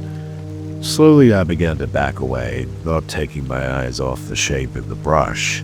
My foot caught on something and I stumbled, glancing down. It was a hiking boot, torn off a human foot, the jagged edge of a bone protruding from the gore-soaked leather. When I looked up, the creature was gone, melted back into the darkness as suddenly as it had appeared. Only the wind moaned mournfully through the pines. I knew one thing for sure now: the old ranger's stories were true. Something was out there stalking the night, and now I had to hunt it down before it claimed more victims. But what chance did one ranger stand against a predator that could tear apart a group of campers without a trace? With a deep sense of dread, I headed into the darkened woods, following the trail of blood. The first fingers of gray dawn light were starting to reach through the trees by the time I arrived back at the ranger station. I burst through the door, startling the other ranger on duty. France, an older guy in his 50s with a bushy gray mustache. "Jesus, Nate, you look like hell," he exclaimed, taking in my haggard, bloodshot eyes and dirt-smeared uniform. "What happened out there?" I didn't even know where to start. I found the missing campers, or at least what was left of them. Something tore them apart.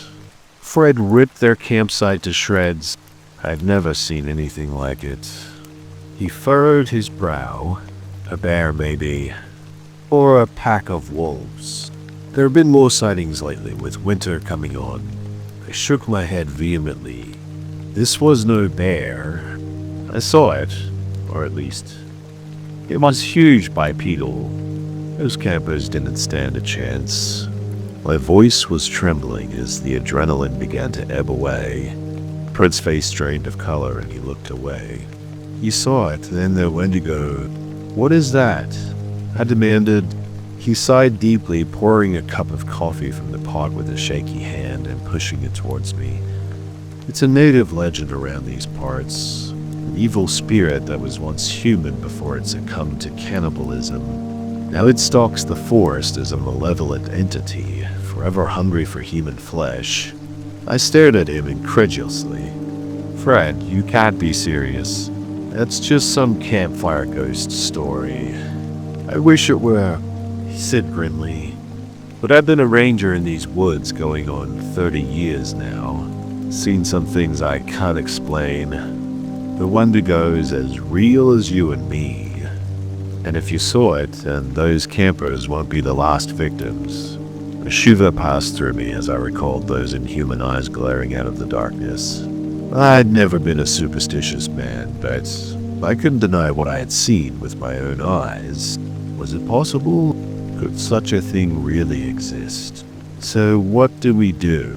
I asked hoarsely. "Call in a search and rescue the authorities." Fred shook his head. "And tell them that a mythical cannibal monster is running amok in the national forests. So think we've lost our minds. No, this is a ranger problem.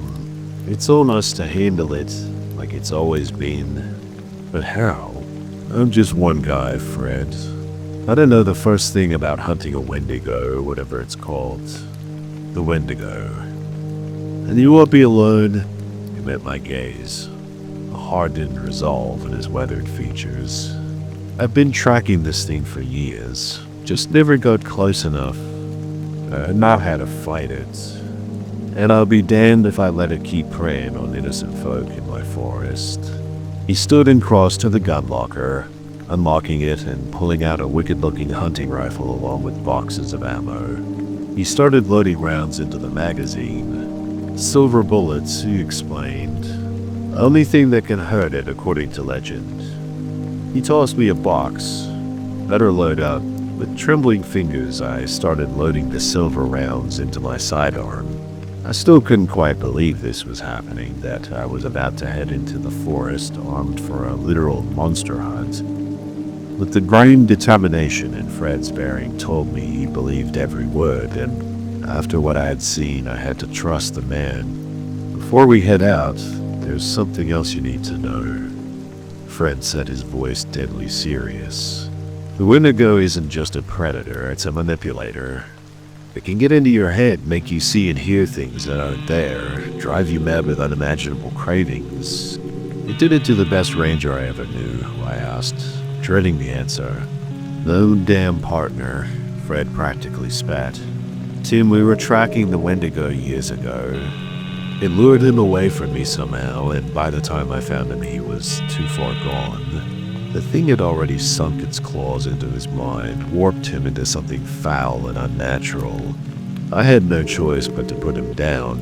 A cold sweat beaded on my forehead as I absorbed his words. What kind of abomination were we about to face that could twist a man so thoroughly? I felt the first gnawing pangs of doubt.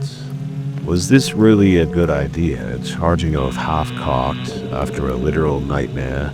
I was just a guy, a failed college student, not some grizzled monster hunter. But as I met Fred's resolute stare, I knew backing out wasn't an option. There were innocent lives at risk. I thought of those campers ripped apart and scattered through the underbrush like broken dolls. Whatever this thing was, it had to be stopped, even if I had doubts about my own abilities. I trusted Fred. The man clearly knew this forest and its dark secrets better than anyone. So what's the plan? I asked, sounding more confident than I felt as I holstered my gun. The Wendigo is a nocturnal hunter, so it'll have gone to ground now that it's light out, he said.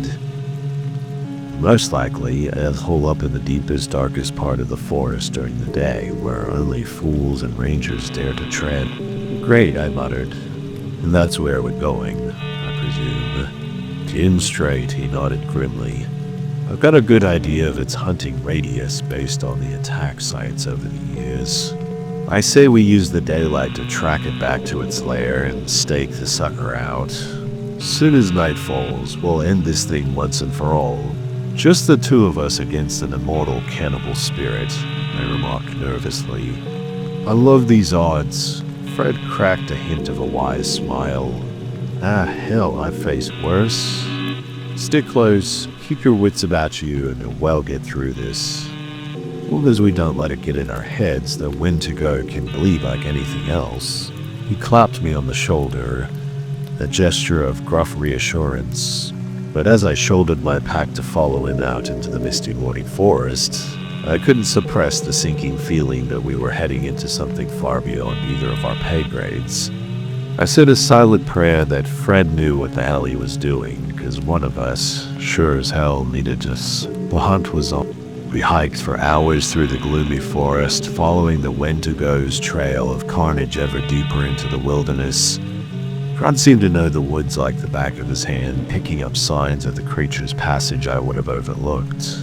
A splash of blood on a leaf here, a flattened trail of underbrush there.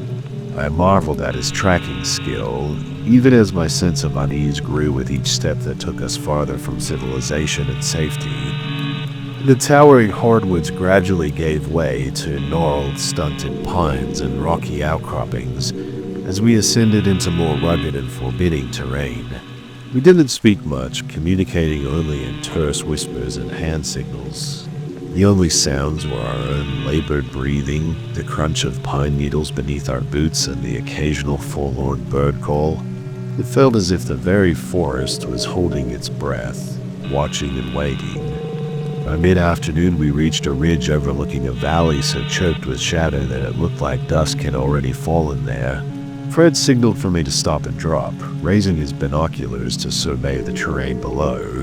There he whispered, finally pointing toward a wall of solid darkness at the far end of the valley floor. See that cave? That's where it'll have gone to ground.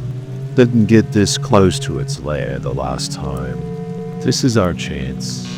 I peered at the inky blot against the stone, a lightless maw that seemed to swallow the fading afternoon light.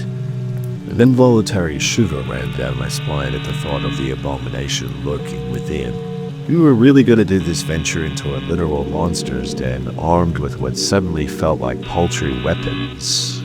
Right, I said, trying to steady my jangling nerves. So what's the plan? We can just go waltzing in there while it's still daylight out. We wait, Fred replied calmly. hunkering down into a sheltered spot beneath a wind-twisted tree overlooking the valley. Soon as dusk hits, that thing will be waking up and ready to hunt, and we'll be waiting for it. I followed his lead, taking cover where I could still see the cave mouth and unslinging my rifle to check it over for the 100th time. The weapon felt clumsy and alien in my city boy hands. Then it was all that stood between me and becoming Wendigo Chow. I found myself wishing fervently that I had paid more attention in the firearms training course.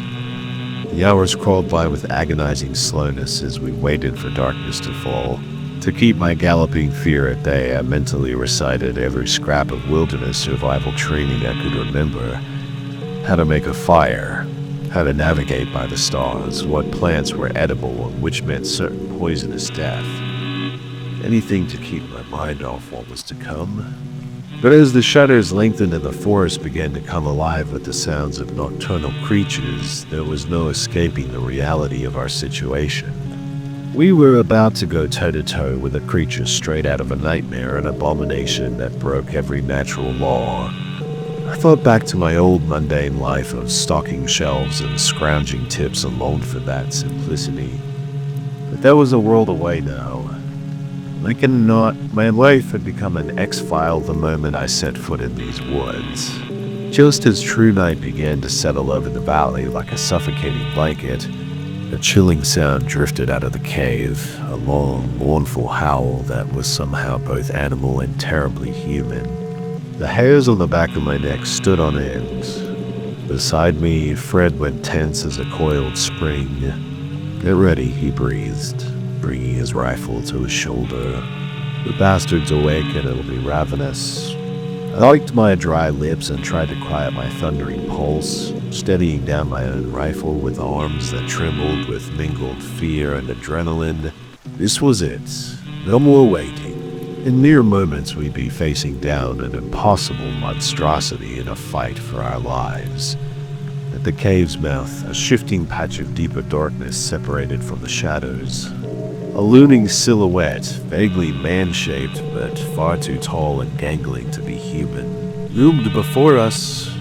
Embers of red fire glowed in place of its eyes. The wind whispered through its head and issued another unearthly howl, a sound of endless hunger and pure predatory bloodlust.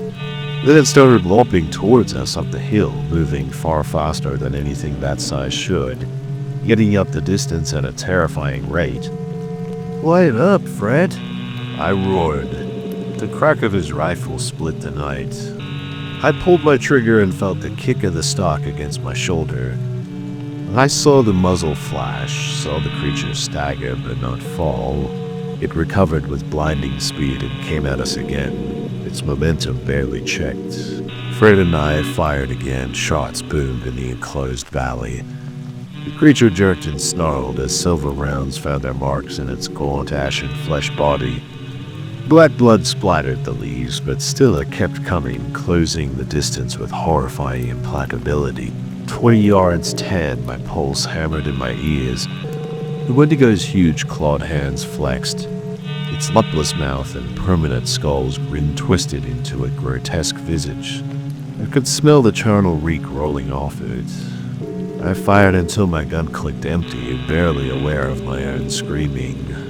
The Wendigo was nearly on top of us. I fumbled for another ammo clip with numb fingers, knowing I'd never reload in time. This was it. This was how I died. Torn apart by a folkloric nightmare. "Get down!" Fred bellowed. I caught a glimpse of him holding something that looked like a bundle of road flares taped to a block of putty. With a mighty heave, he lobbed it into the Wendigo's path, the monster's blazing eyes fixed on the improvised explosive sailing towards it. In the heartbeat before impact, I swear I saw something like confusion cross its distorted features as if it couldn't comprehend the audacity of its prey fighting back. Then the bundle struck the Wendigo square in the chest and detonated in a blinding flash of chemical fire. The concussion hammered the air from my lungs and sent me tumbling backwards. Through tear-stung eyes, I saw the creature rear back, engulfed in searing white phosphorus flames. Its agonized shrieks pierced the night.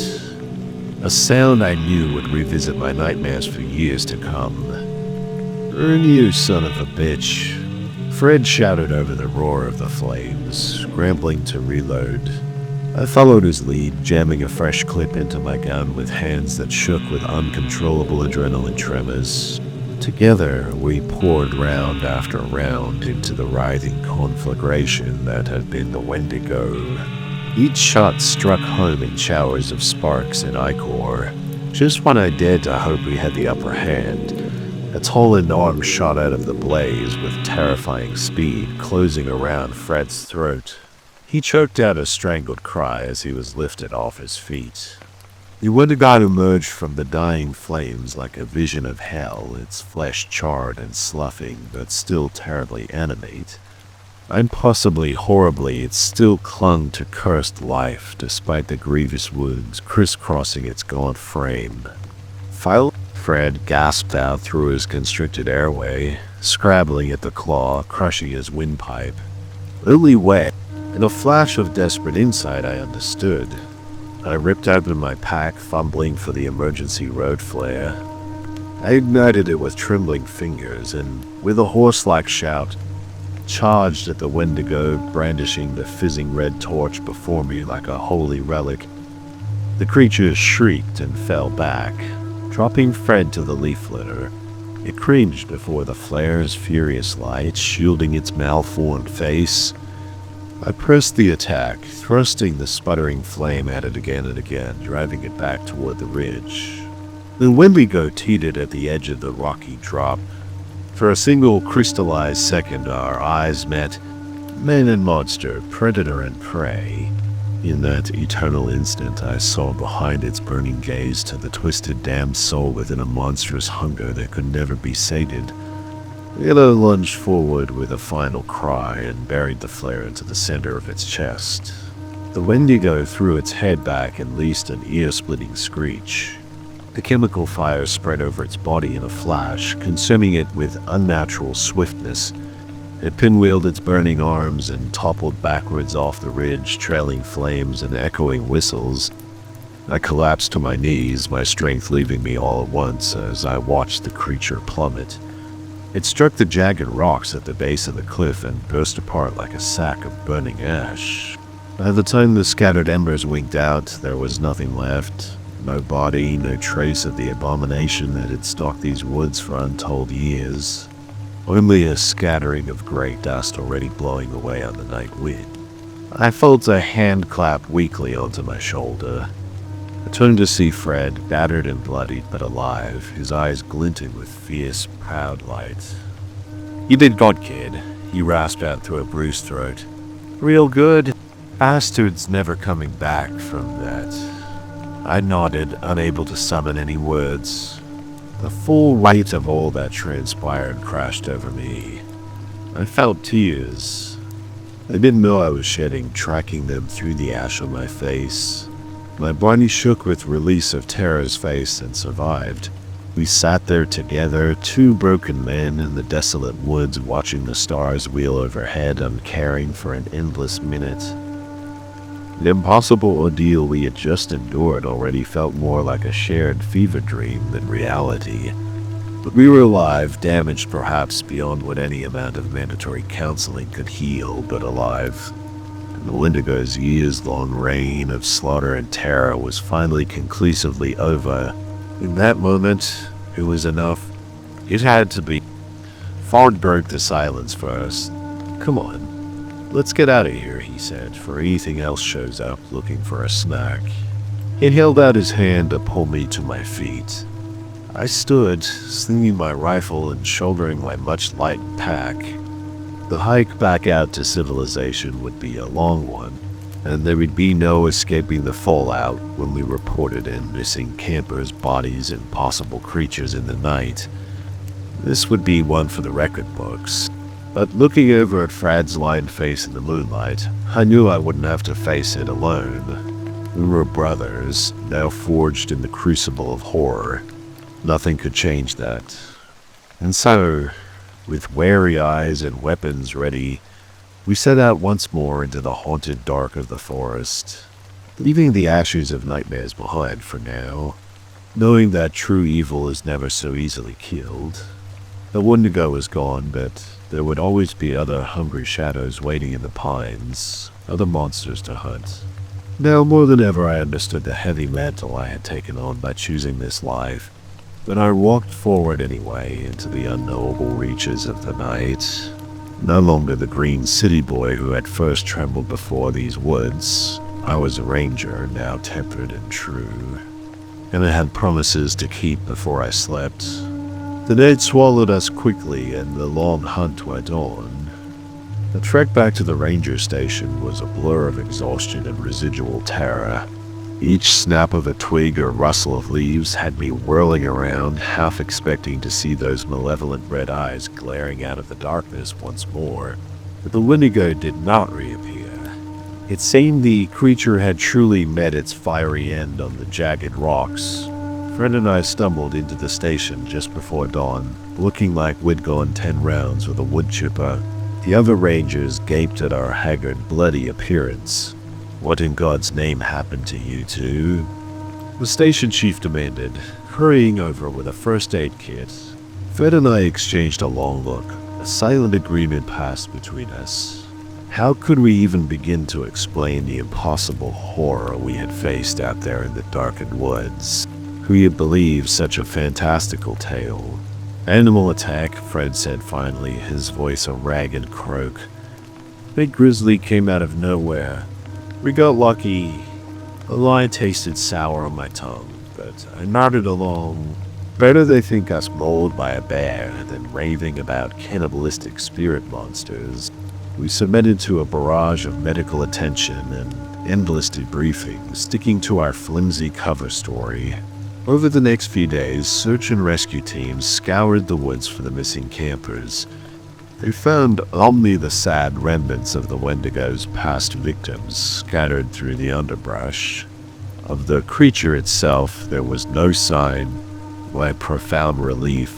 But even as the furor died down and life at the station returned to an uneasy normalcy, I couldn't shake the feeling that some fundamental shift had occurred, like a veil had been ripped away, exposing the true, terrifying nature of the world.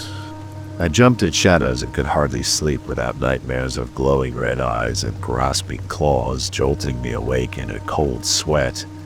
And yet, alongside the fear, I felt a new sense of purpose kindling inside me. Fred and I had faced the impossible and triumphed. We had stood against a true nightmare and saved untold lives in the process. Could I really go back to my old, oblivious existence after that? I found myself at Fred's cabin a week after the incident, 2 chipped mugs of steaming coffee sitting untouched between us as I poured out my churning thoughts. "Tell it to me straight," I said, finally meeting his faded blue eyes. "Are there more things like the Wendigo out there? More monsters?" Fred sighed heavily, his gaze as haunted as I felt. I exhaled shakily. The Wendigo was just the tip of one very nasty iceberg. "More than you can imagine, kid," he replied softly. "My worst fears were confirmed. And how can you stand it?" I asked, knowing what's really out there in the dark. He was quiet for a long moment. "If someone has to," he said at last. "Someone has to stand watch and protect the unsuspecting from all the hungry horrors most folk are lucky enough to never see." I swallowed hard already, knowing my answer. "Not anymore. Not for me. There could be no going back to blissful ignorance." "Then I want it," I said, my voice hardening with resolve. "Teach me what you know how to hunt these things down and make sure they never hurt anyone again." A slow, approving smile crept over Fred's grizzled face. He reached across the table and clasped my shoulder. I was hoping you'd say that he said, and despite the enormity of the burden I had just shouldered, I felt a spark of fierce, bright purpose kindling to life within me. The next weeks passed in a flurry of intensive training under Fred's gruff tutelage. He taught me everything he knew about the hidden world of monsters lurking in the shadowed corners of reality. I was a ranger and I had a sacred duty to uphold, no matter how high the cost.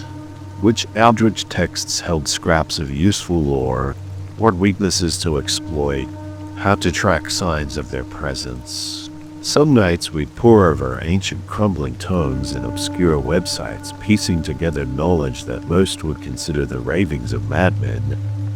Other times, Fred would run me through grueling field exercises, honing my mind and body into a weapon against the paranormal. Despite the seriousness of our mission, I found a strange kind of peace in the focus and purpose of my new calling. The shadows of the world held far fewer terrors when you devoted yourself to dragging them into the light. But that hard-won equilibrium was shattered the night the nightmares began. I bolted awake in a tangle of sweat-soaked sheets, my pulse pounding in my ear. For a disoriented moment, I couldn't remember where I was, still half-trapped in the vivid images that had torn me from sleep. Jumbled flashes of blood and shadow and human figures stalking through mist-shrouded pines, the echoing screams of unseen victims, and at the center of it all, a shape I recognized with a thrill of instinctive dread. The looming, emaciated figure of the Wendigo, blazing hate in its red eyes. But that was impossible. The Wendigo was dead, blasted to cinders before my eyes. This had to be just my overactive subconscious, the stress of recent events taking its toll. As my hammering heartbeat slowed, I noticed a faint acrid scent hanging in the air, familiar but out of place. I was reaching for my phone to call Fred and not caring about the late hour. With a sudden chill, I placed it, the stench of charred flesh and burnt fur, when a soft, muffled rustling from downstairs froze me in place. The hairs on my neck prickled. There was something in my house. Silently, I retrieved my rifle from the bedside gun safe, slipping in a clip of silver ammo with an unpleasant sense of déjà vu. Below, heard it again, the soft scrape of something moving furtively through the shadows. Thus armed, I crept down the darkened hall to the top of the stairs. My finger tightened on the trigger. I descended the steps cautiously, fighting down the panicked urge to charge in guns blazing, my eyes strained against the gloom, probing for any hint of movement. The rustling came again from the kitchen. The bitter tang of burnt meat grew stronger. Sweat beaded my brow. Despite the chill, I swung around the corner, rifle up and ready. "Come out now, nice and slow," I ordered in a voice far steadier than I felt. A shape detached from the darkness, taking a shuffling step into a shaft of moonlight. Despite the training, despite all I had seen, the sight still seized my heart in a fist of utter horror. It had once been a man. Most of his lower jaw was missing, torn away by something with very sharp teeth. Sharp-edged holes gaped in his ragged clothing, where bits of flesh appeared to have been bitten off. One eye was a pulped, oozing ruin. But worst of all was the jerky, unnatural gait of his movements, the spasmodic twitch of his remaining facial muscles. He moved like a marionette dancing to unseen strings. The ruined mouth gaped. A gargling parody of speech bubbled up from the ravaged throat. "Hey, hun." I backed away, rifle trembling in my white-knuckled grip. The thing that had been a man matched me step for step. Its shredded lips peeled back in a ghastly rictus grin. My back hit the wall. The silver rounds took the shambling horror in the chest, punching a fist-sized hole clean through. With nowhere else to go, I squeezed the trigger in a single sharp report. It staggered drunkenly and kept coming, oblivious to the wound.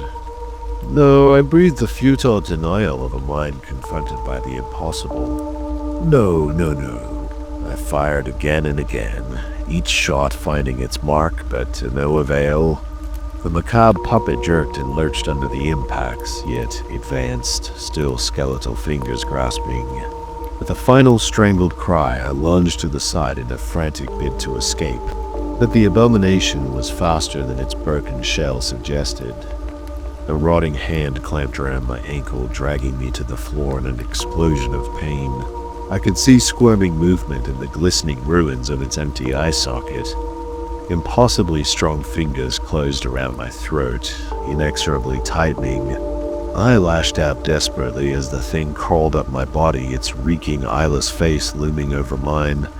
I gagged and fought, but the thing's grip was as unyielding as a corpse's rigor mortis. As my vision narrowed to a tunnel of impending blackness, I heard that awful voice rasp into my ear, dank breath gusting over my face. "Hungry Ranger in your next," screamed and sat bolt upright in bed, my cries still ringing off the walls. No monstrous cadaver, no unnatural struggle in the dark, just my sweat, damp sheets, and racing heart a dream. It had all been a horrifically vivid dream, but as I reached for the bedside lamp with a badly trembling hand, I froze, ice crystallizing in my veins. Relief crashed through me in a dizzying wave. There, clearly visible against the rumpled white sheets, was a single unmistakable smear of ash-gray powder. Wendigo dust. I called Fine immediately, not caring that it was the middle of the night. To his credit, he answered on the first ring, his voice alert and free of sleep. I poured out the whole twisted tale in a shaking rush from the nightmarish visions to the ghastly animated corpse that had attacked me. There was a heavy silence on the line when I finished. I could practically hear the grim wheels turning in Fred's head. "It's not over," he said finally, his tone led by dread. "We heard the Wendigo, maybe even destroyed its physical form, but we didn't kill it, not fully." An icy fist clenched in my gut. "What do you mean? How is that possible?" "I've heard tell of this before," Fred replied. "In the oldest stories, they say the Wendigo is more than just a monster. It's a spirit of insatiable hunger, an elemental force of greed and gluttony. Blasting its body apart only scattered it, then the thing in my house, the dust." I swallowed hard against rising gorge as the grim picture took shape. The Wendigo was still out there, its essence, reforming animating corpses to do its bidding. And if the dream visions could be believed, I was to be its next target. "What do we do?" I asked, my voice sounding very small and very scared to my own ears. "Meet me at the station. We're going to need supplies for this one. We finished this," Fred said grimly once and for all. The line clicked off. I stared at the phone in my hand. The tightness in my chest was a mix of terror and resolve. The Wendigo had made this personal, now violating the sanctity of my mind, my home. It was time to return the favor. An hour later, I pulled up to the ranger station and found Fred waiting. His battered truck was loaded down with ominous cargo, ropes, chains, bags of rock salt, and bundles of dried sage. Grim determination etched the lines of his weathered face. "You said it's coming for me next," I said by way of greeting, shouldering my rifle. The phantom sensation of grasping undead fingers around my throat hadn't fully faded. "That's our opening," Fred nodded. He tossed me a coil of climbing rope, and I've got a plan to exploit it. As we rumbled off into the misty pre-dawn woods, he laid out the details. It was a desperate, dangerous gambit, but it was the only play we had. I was going to let the Wendigo take me, offer myself up as bait to lure the creature into a final confrontation on our terms. Fred would be my hidden ace in the hole, waiting to spring our trap. The cowl is an ancient Algonquin banishment ritual, the only way to expel the Wendigo's spirit once and for all, before it could fully reconstitute itself. But for the ritual to work, we needed to have the creature in its most vulnerable state, the in-between moment, as its essence prepared to take physical form. "I don't like this," Fred grumbled as he triple-checked the bindings securing me to a tree deep in the monster's former hunting grounds. If for that to happen, it needed a host. Too many ways it could go sideways. You got a better idea? I'm all ears. I shot back, my nerves jangling. Being served up like a happy meal for a cannibalistic forest demon wasn't exactly my idea of a pleasant woodland stroll either. Fred just grunted, tightening the last knot. "Remember, keep your mind clear, you're well strong," he said. "The Wendigo will try to worm its way into your head, making you lose control. You've got to hold on to who you are." I nodded shakily, throat dry with anticipation and dread. The plan depended on the Wendigo being drawn to my scent first. Fred pulled a hood over my head, plunging me into darkness. My identity hidden until it was too late. Alone. With my hammering pulse, I reached for that core of hard-forged resolve, wrapping it around myself like armor against the horrors to come. The crunch of Fred's footsteps receded, leaving me in eerie silence, broken only by the hiss of my own breathing and the forlorn creak of swaying branches. I flexed against the ropes to reassure myself I could break free when the critical moment came. Then I settled in to wait for the nightmare to find me. Time stretched into an endless purgatory of uncertainty and gathering dread. My world narrowed to the sound of my own heartbeat drumming in my ears, each rustle of leaves sending tense lightning down my spine. The air turned sharp and cold, searing my lungs. That bitter charred stench crept into my nostrils once more. It was here. I held myself perfectly still, barely daring to breathe. The ropes creaked as a presence circled the tree, considering. A low, grating rasp issued from the darkness, words that resonated in my bones rather than my ears. Foolish, arrogant creature. A brutal yank and my hood was ripped away. I blinked against the sudden shock of moonlight, still blind after so long in the dark.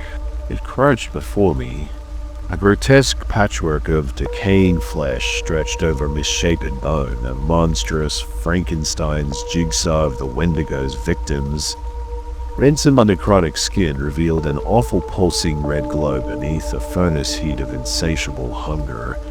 Was malevolent crimson eyes fixed on mine with cruel intelligence, seeing through to the fear I couldn't quite hide.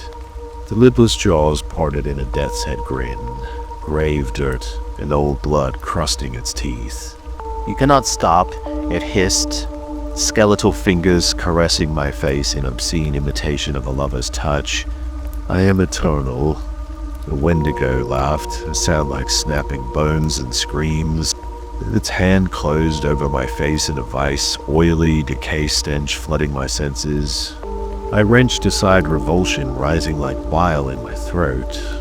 I felt the dark energy roiling off the thing in waves, a bottomless void of need and craving. Hellish visions of slaughter and consumption flashed behind my eyes, the Wendigo's countless victims screaming out for mercy, for release. The first trickles of corruption seeped into my mind, seeking cracks in my psyche. It wanted me to feel their suffering break me open until there was room for nothing else. No, with a ferocious act of will, I slammed my mental walls into place, blocking the poisonous influence. I wouldn't let it in. I knew who I was. Nate Becker, Park Ranger Monster Hunter. And I had a job to do. You're the only one getting stopped. You son of a bitch. I growled through gritted teeth. Then I heaved with all my strength against the bindings. The ropes snapped like rotten twine in a shower of splintered bark. We rolled across the forest floor in a ferocious grapple, a frantic race to pin the other first. I used every dirty close quarters combat trick Fred had drilled into me. I dove forward, taking the startled Wendigo down in a tangle of thrashing limbs. But the Wendigo's patchwork body was damnably fast and strong, matching me blow for blow. Claws raked my chest, arms repaid by hammering elbow strikes to the monstrous head. For a moment, I thought I had it. I screamed as ancient teeth shredded meat and bit down to bone. My forearm jammed under its chin in a choke. Then the Wendigo's jaws yawned open, far wider than should have been possible, and closed on my arm in a spray of blood. With a heave, the Wendigo flipped me over and slammed me to the ground. Blackness swam at the edges of my vision as the creature reared up over me. The impact knocked the air from my lungs in an agonized rush. This was it. I had only seconds before the Wendigo claimed its final prize. Our desperate gambit had failed. That night erupted in blinding actinic blue-white light. A bolt of searing electricity arched over me to strike the Wendigo square in its chest. The monster went rigid, animate flesh sizzling and popping.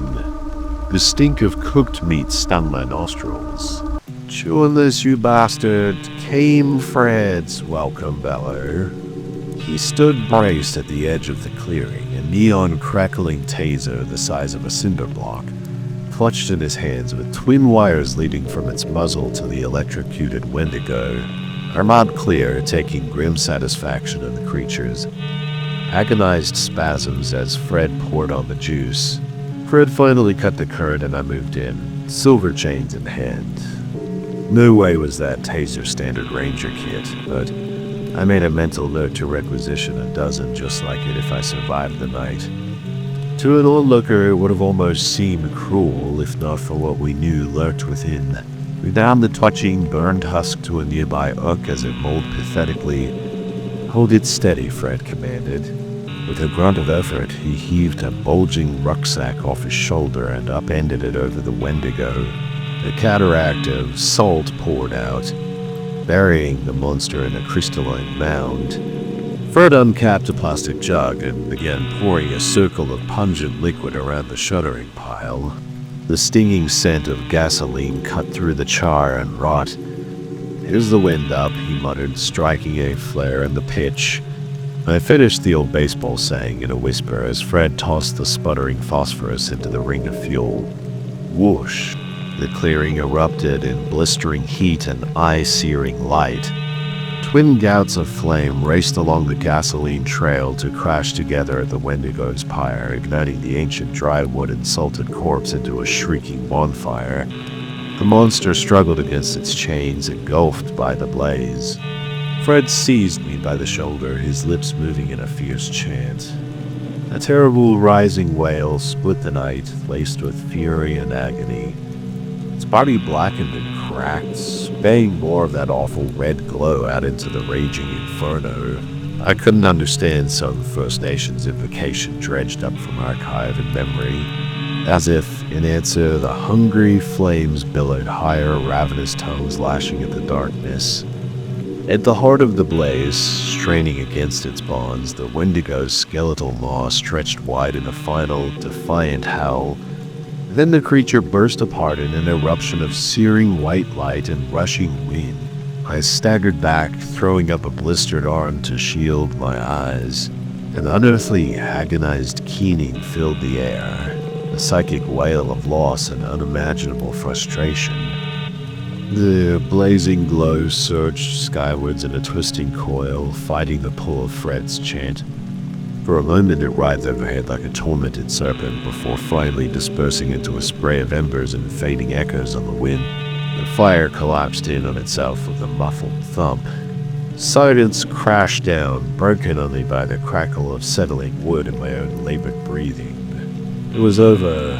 The Wendigo was gone. Not just dispersed or diminished, but erased.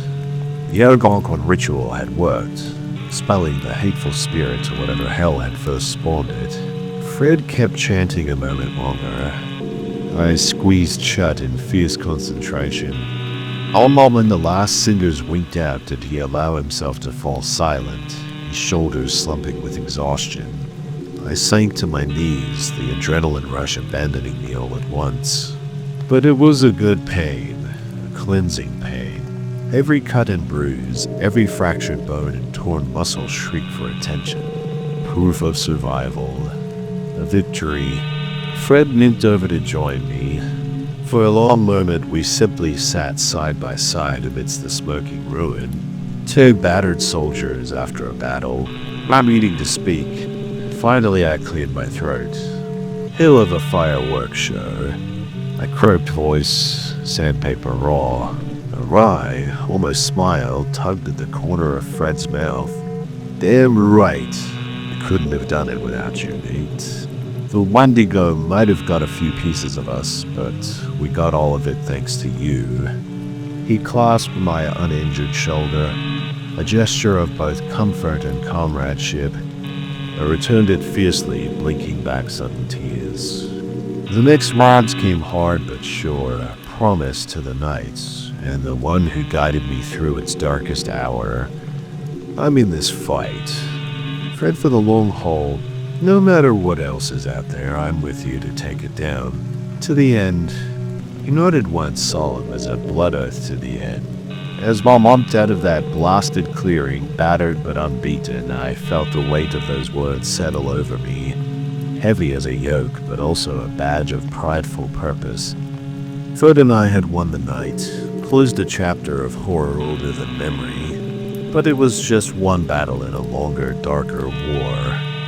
I was a ranger, and evil's watch had only just begun. Autumn came on hard the year after the Wendigo. Fighting winds and sheeting rain stripped the trees to skeletal claws grasping at a gunmetal sky.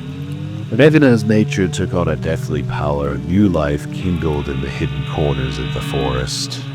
In hushed whispers, hikers and hunters spoke of glimpsing the impossible between the pines, towering figures that loped on two legs, dark shapes rising from mist-shrouded lakes on membranous wings, eerie lights bobbing in the trackless deep woods. Sightings reported on paranormal blogs and subreddits cross-posted with frantic debates about hoaxes and campfire tales. But Fred and I knew better. We watched the signs in the seasons, tracked patterns in roadkill and missing person reports. As September bled into October, we took up our well-worn beats. Rangers as much hunting the monsters as protecting their potential quarry. On the surface, little had changed. The Wendigo's rampage hadn't left enough evidence to prompt more than a morbid curiosity in the official investigation, which was quickly consigned to the cold case files. The camper's remains were laid to tragic misadventure, the grisly animal attacks to the inevitable press of predators as winter loomed. But those who knew the forest well noted the changes. That ranger beckoned no longer the fresh-faced fish out of water, but a cagey old hand, tight-lipped in a 1,000-yard stare. How he and Fred always took the worst shifts, the riskiest patrols, yet unerringly found their way back as dawn limned the trail line. The other rangers didn't, who once held their secrets, and they were wise enough not to want to know what stalked the dark places, what manner of unquiet terrors my brother-in-arms and I kept at bay by dint of blood and bitter knowledge. I still took some solace in the rhythms and duties of normal ranger life.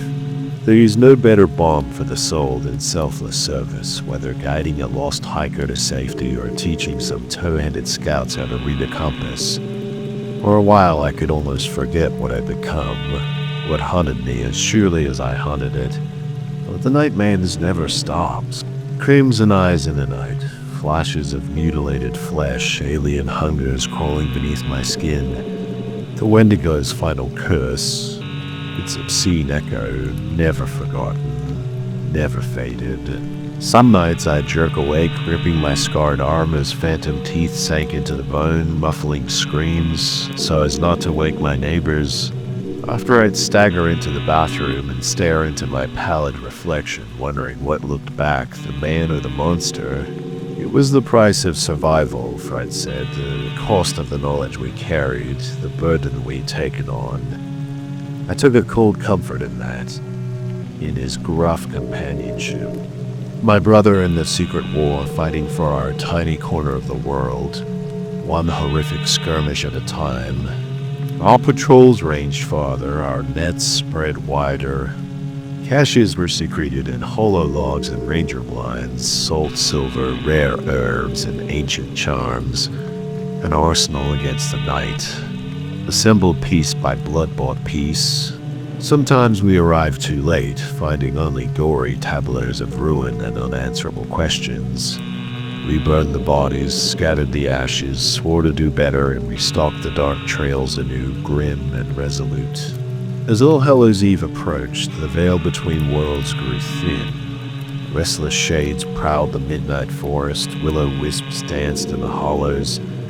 webbed footprints in the creek mud hinted at things that should not be. Through it all, Fred and I kept our solemn vigil, unsung guardians on the frontier of nightmare. We learned to find a fierce, defiant joy in the fight, in the promise of a dawn unbroken by horror. Fought with our sweat and blood, but deep in my marrow, and all this was only the beginning. That what we did mattered, but the scales would never balance. The forces we faced were primordial, as old as fear itself. For every evil vanquished, two more would rise from the shadows to take its place. And yet we go on. One hunt, one fight, one flickering light raised against the hungry darkness at a time, because we were rangers, and we had promises to keep before we slept. I walked the night trails alone, a silver blade in hand and a prayer on my lips, waiting for the next set of red eyes in the dark, the next chapter in a story that would never truly end. Let me begin anew. I was ready. I never intended to become a park ranger. Growing up in the suburbs of Detroit, I was more interested in video games and comic books than the great outdoors. But life has a way of taking you down unexpected paths. After barely graduating high school, I bounced between dead-end jobs, retail, fast food, telemarketing for a few years. I tried them all, but nothing stuck. I was directionless and starting to feel the weight of my mounting credit card debt and student loans. I needed a steady paycheck and health insurance. That's when I stumbled on a job listing that would change the trajectory of my life. Park ranger at Porcupine Mountains Wilderness State Park in Michigan's remote Upper Peninsula. The description made it sound idyllic, living in a rustic cabin, patrolling pristine forests, helping campers experience nature, and critically, it provided housing which would help me get back on my feet financially. I fired off an application, figuring I had nothing to lose. To my shock, I got an interview and eventually a job offer. They were desperate for warm bodies to fill vacancies at the isolated park. After a rushed 2-week training program that focused more on paperwork than practical skills, I loaded my beat-up Honda Civic and made the 10-hour drive from Detroit to my new home in the Porkies. As I rode along deserted logging roads into the heart of the park to reach the ranger station, I felt completely out of my element, like a foreign tourist who took a wrong turn. Towering hemlocks and paper birches seemed to close in around me. The forest possessed a heaviness I had never encountered in the city, an ancient stillness broken only by bird calls and the whisper of leaves. Little did I know, but I was driving into a nightmare, one that would push me to the ragged edge of sanity and make me question everything I thought I knew about the natural world. And it all started with a grinning man in a red flannel shirt. It must be the new Ranger Cooper, right? The man enthusiastically pumps my head in the gravel parking lot of the ranger station. I'm Steve, your supervisor. Welcome to Porcupine Paradise.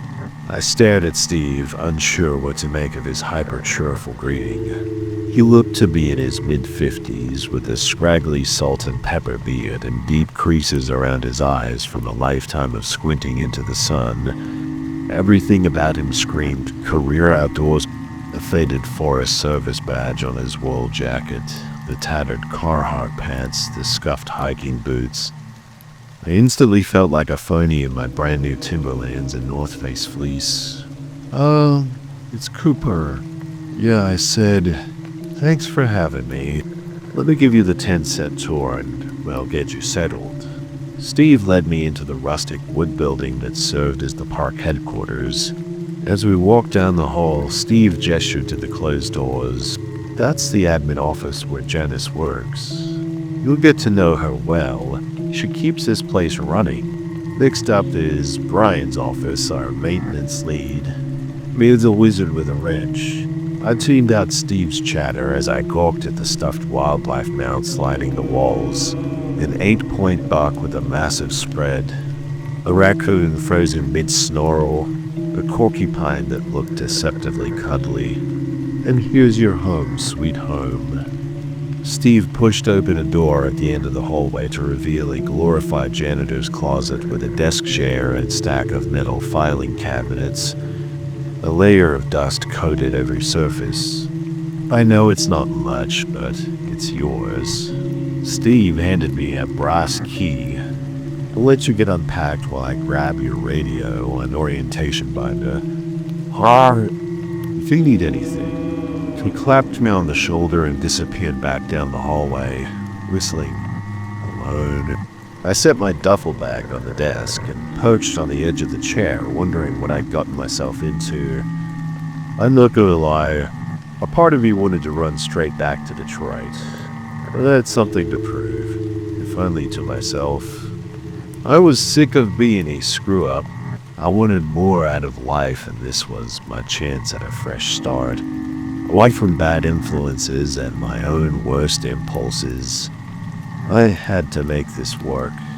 My first few weeks as a ranger were a crash course in just how unqualified I was for the job. The physical labor alone was beyond anything I had experienced. I thought I was in decent shape, but that first day of trail maintenance destroyed me. 8 hours of chainsawing tree limbs, hauling brush, and digging drainage trenches. All at an elevation my sea-level lungs weren't used to. I dragged myself back to my cabin that night. Muscles screaming, hands blistered and bleeding, and passed out before I could even make dinner. But it wasn't just the brutal work that threw me for a loop. It was the isolation. The park was so vast and remote that I could go an entire shift without seeing another human being, just an eerie, unbroken sea of trees in every direction. The other rangers didn't exactly roll out the welcome mat either. They were a tight-knit, crusty bunch who had logged decades in the park and lived and breathed the job. My cluelessness and constant questions clearly annoyed them. They responded with gruff one-word answers and eye rolls whenever I asked for help. Well, all of them except for Steve. He took me under his wing with an almost unnerving enthusiasm, like I was a shiny new toy he couldn't wait to play with. Every morning he sought me out with a maniacal grin, ready to dance with the porgies, Cooper. I didn't know what that meant, but his eyes gleamed with a strange intensity. Steve always volunteered to partner with me on patrols, talking my ear off as we hiked. He told me about growing up in the UK, his time in Vietnam, his 4 ex-wives, but his favorite topic by far was the bizarre history of the park. Did you know? Teddy Roosevelt was almost assassinated right in this spot. He said once, gesturing to a clearing, back in Auto 2 when he visited the park as president, some Canadian miner took a shot at him, but Teddy beat him with his bare fists. Tough son of a bitch. Then there was the winter of starvation. Back in 1889, he said another time, a whole company of lumberjacks got snowed in and had to resort to cannibalism to survive. They say their ghosts still haunt these hills, eternally hungry for flesh. I wasn't sure how much to believe. Steve spoke about this stuff with such certainty that there was also a mischievous twinkle in his eye, like he was putting me on pulling my leg to entertain himself. Either way, his tall tales helped pass the long hours in the woods, and I had to admit, despite the backbreaking labor and loneliness, there were moments of incredible beauty. Golden aspen leaves spinning in the crisp fall breeze. A majestic bald eagle swooping over a mist-shrouded river, the Milky Way sprawling across the inky night sky, more stars than I ever imagined.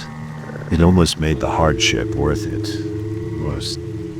I was about a month into the job when I had my first real taste of danger. Steve and I were on a routine patrol, hiking a remote section of trail along the Big Cork River. We hadn't seen a soul all day. The forest felt different, hushed and heavy like a held breath. Even Steve was uncharacteristically quiet, his eyes roving between the trees. After about an hour of hiking, he froze and held up a fist. You hear that? I cocked my head, listening. At first, all I heard was the gurgle of the river. Then, from deep in the woods, a sound that made my blood run cold. A long, agonized cry, almost human but not quite. It rose in pitch before cutting off abruptly. "What the hell was that?" I asked, trying to keep my voice from shaking. Steve pursed his lips. "Cougar, most likely. Sounds like it's got I stiffened. "Are they dangerous?" "They normally avoid humans, but better safe than kitty chow here." Steve unholstered his pistol and handed it to me. The cold weight of the gun shocked me. I had never held one before. Steve must have noticed my wide eyes.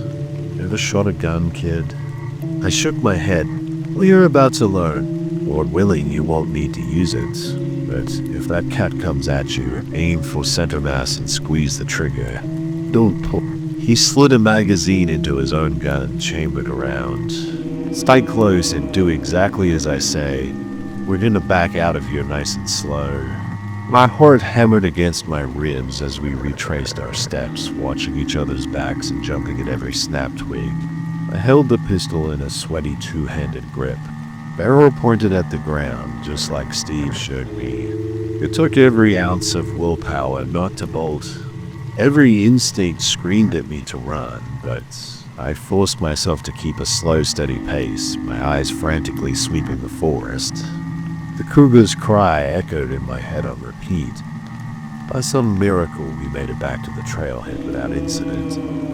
I was shaking and drenched in sweat, but giddy with relief. I had survived my first real test. Steve clapped me on the back. "Baptism by fire. Cooper, you did good.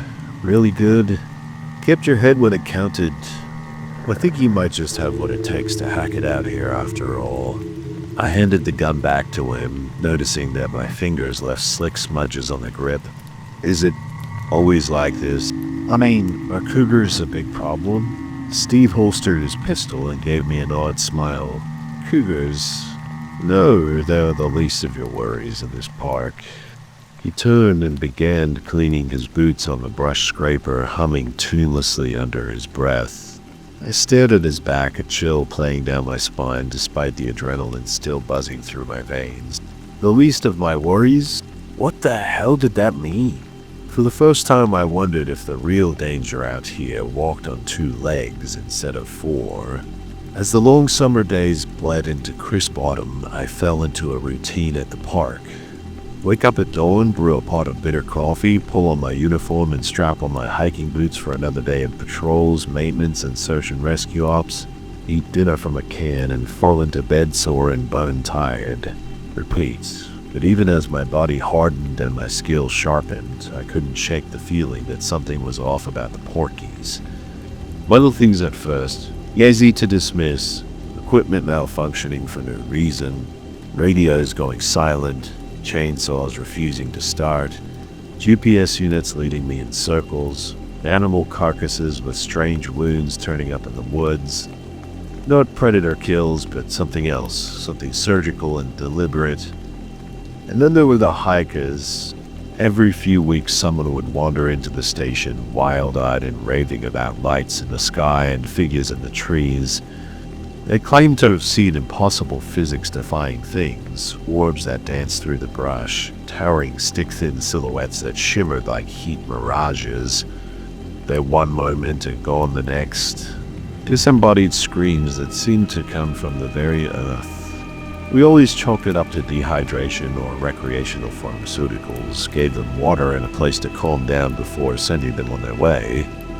But after the fourth or fifth incident, I started to wonder, what were the odds of that many people having the exact same delusion?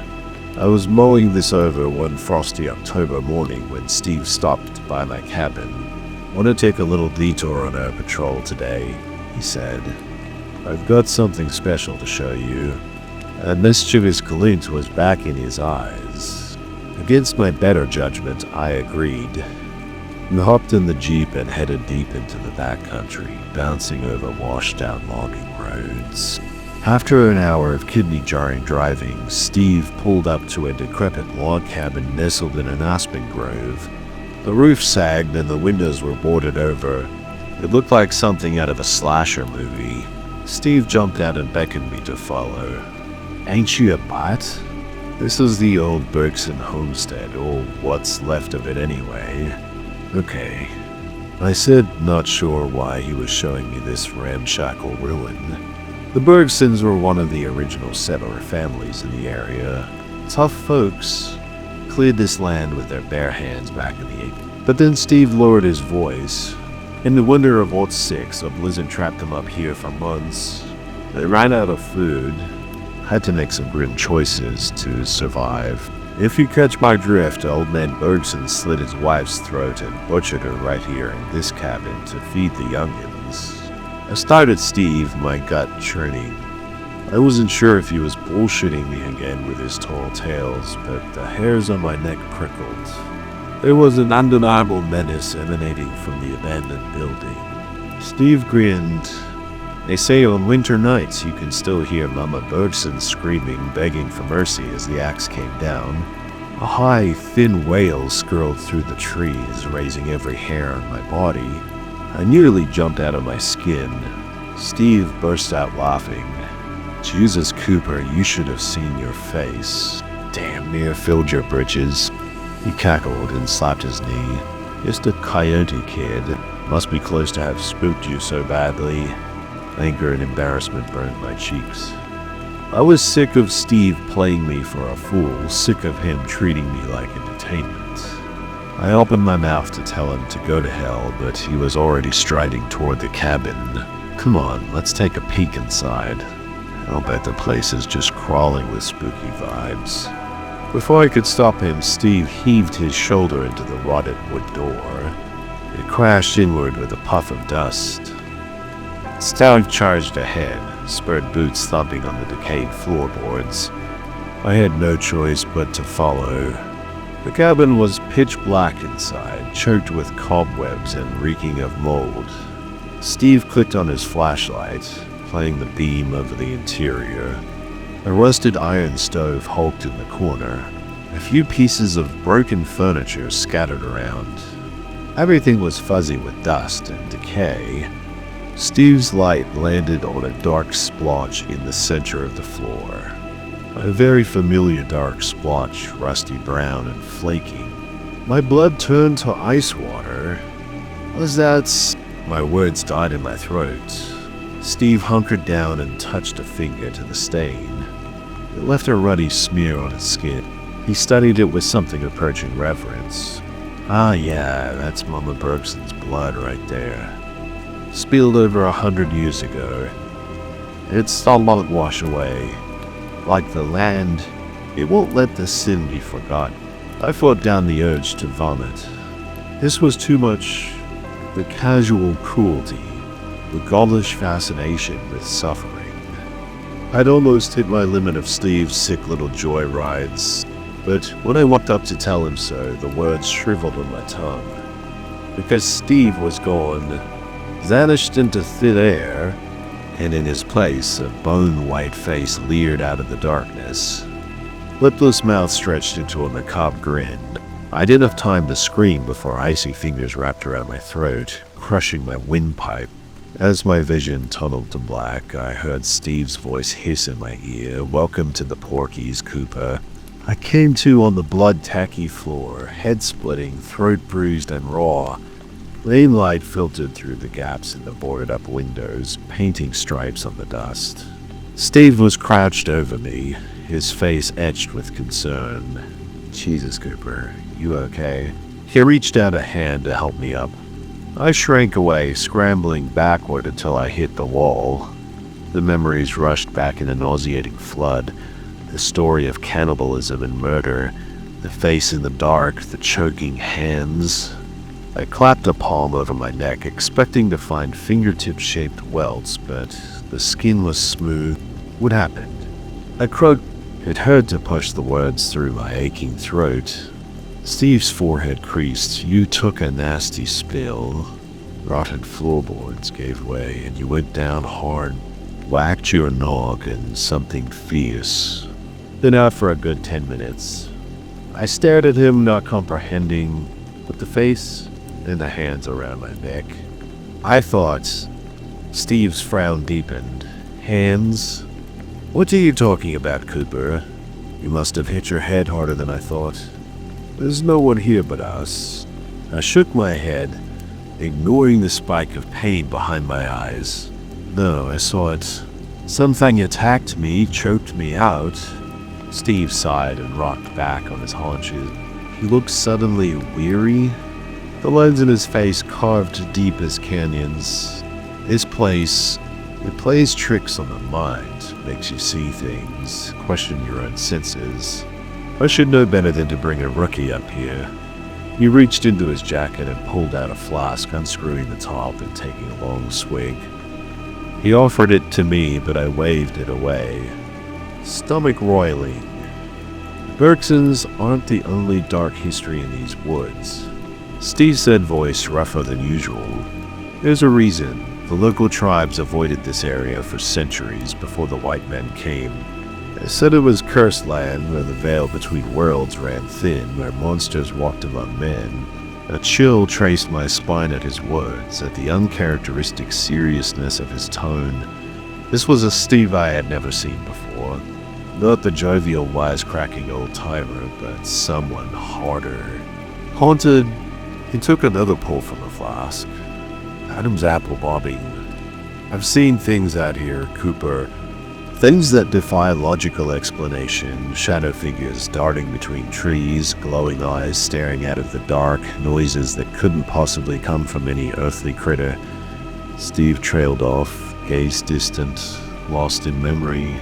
I hugged my knees to my chest, head throbbing, trying to make sense of it all.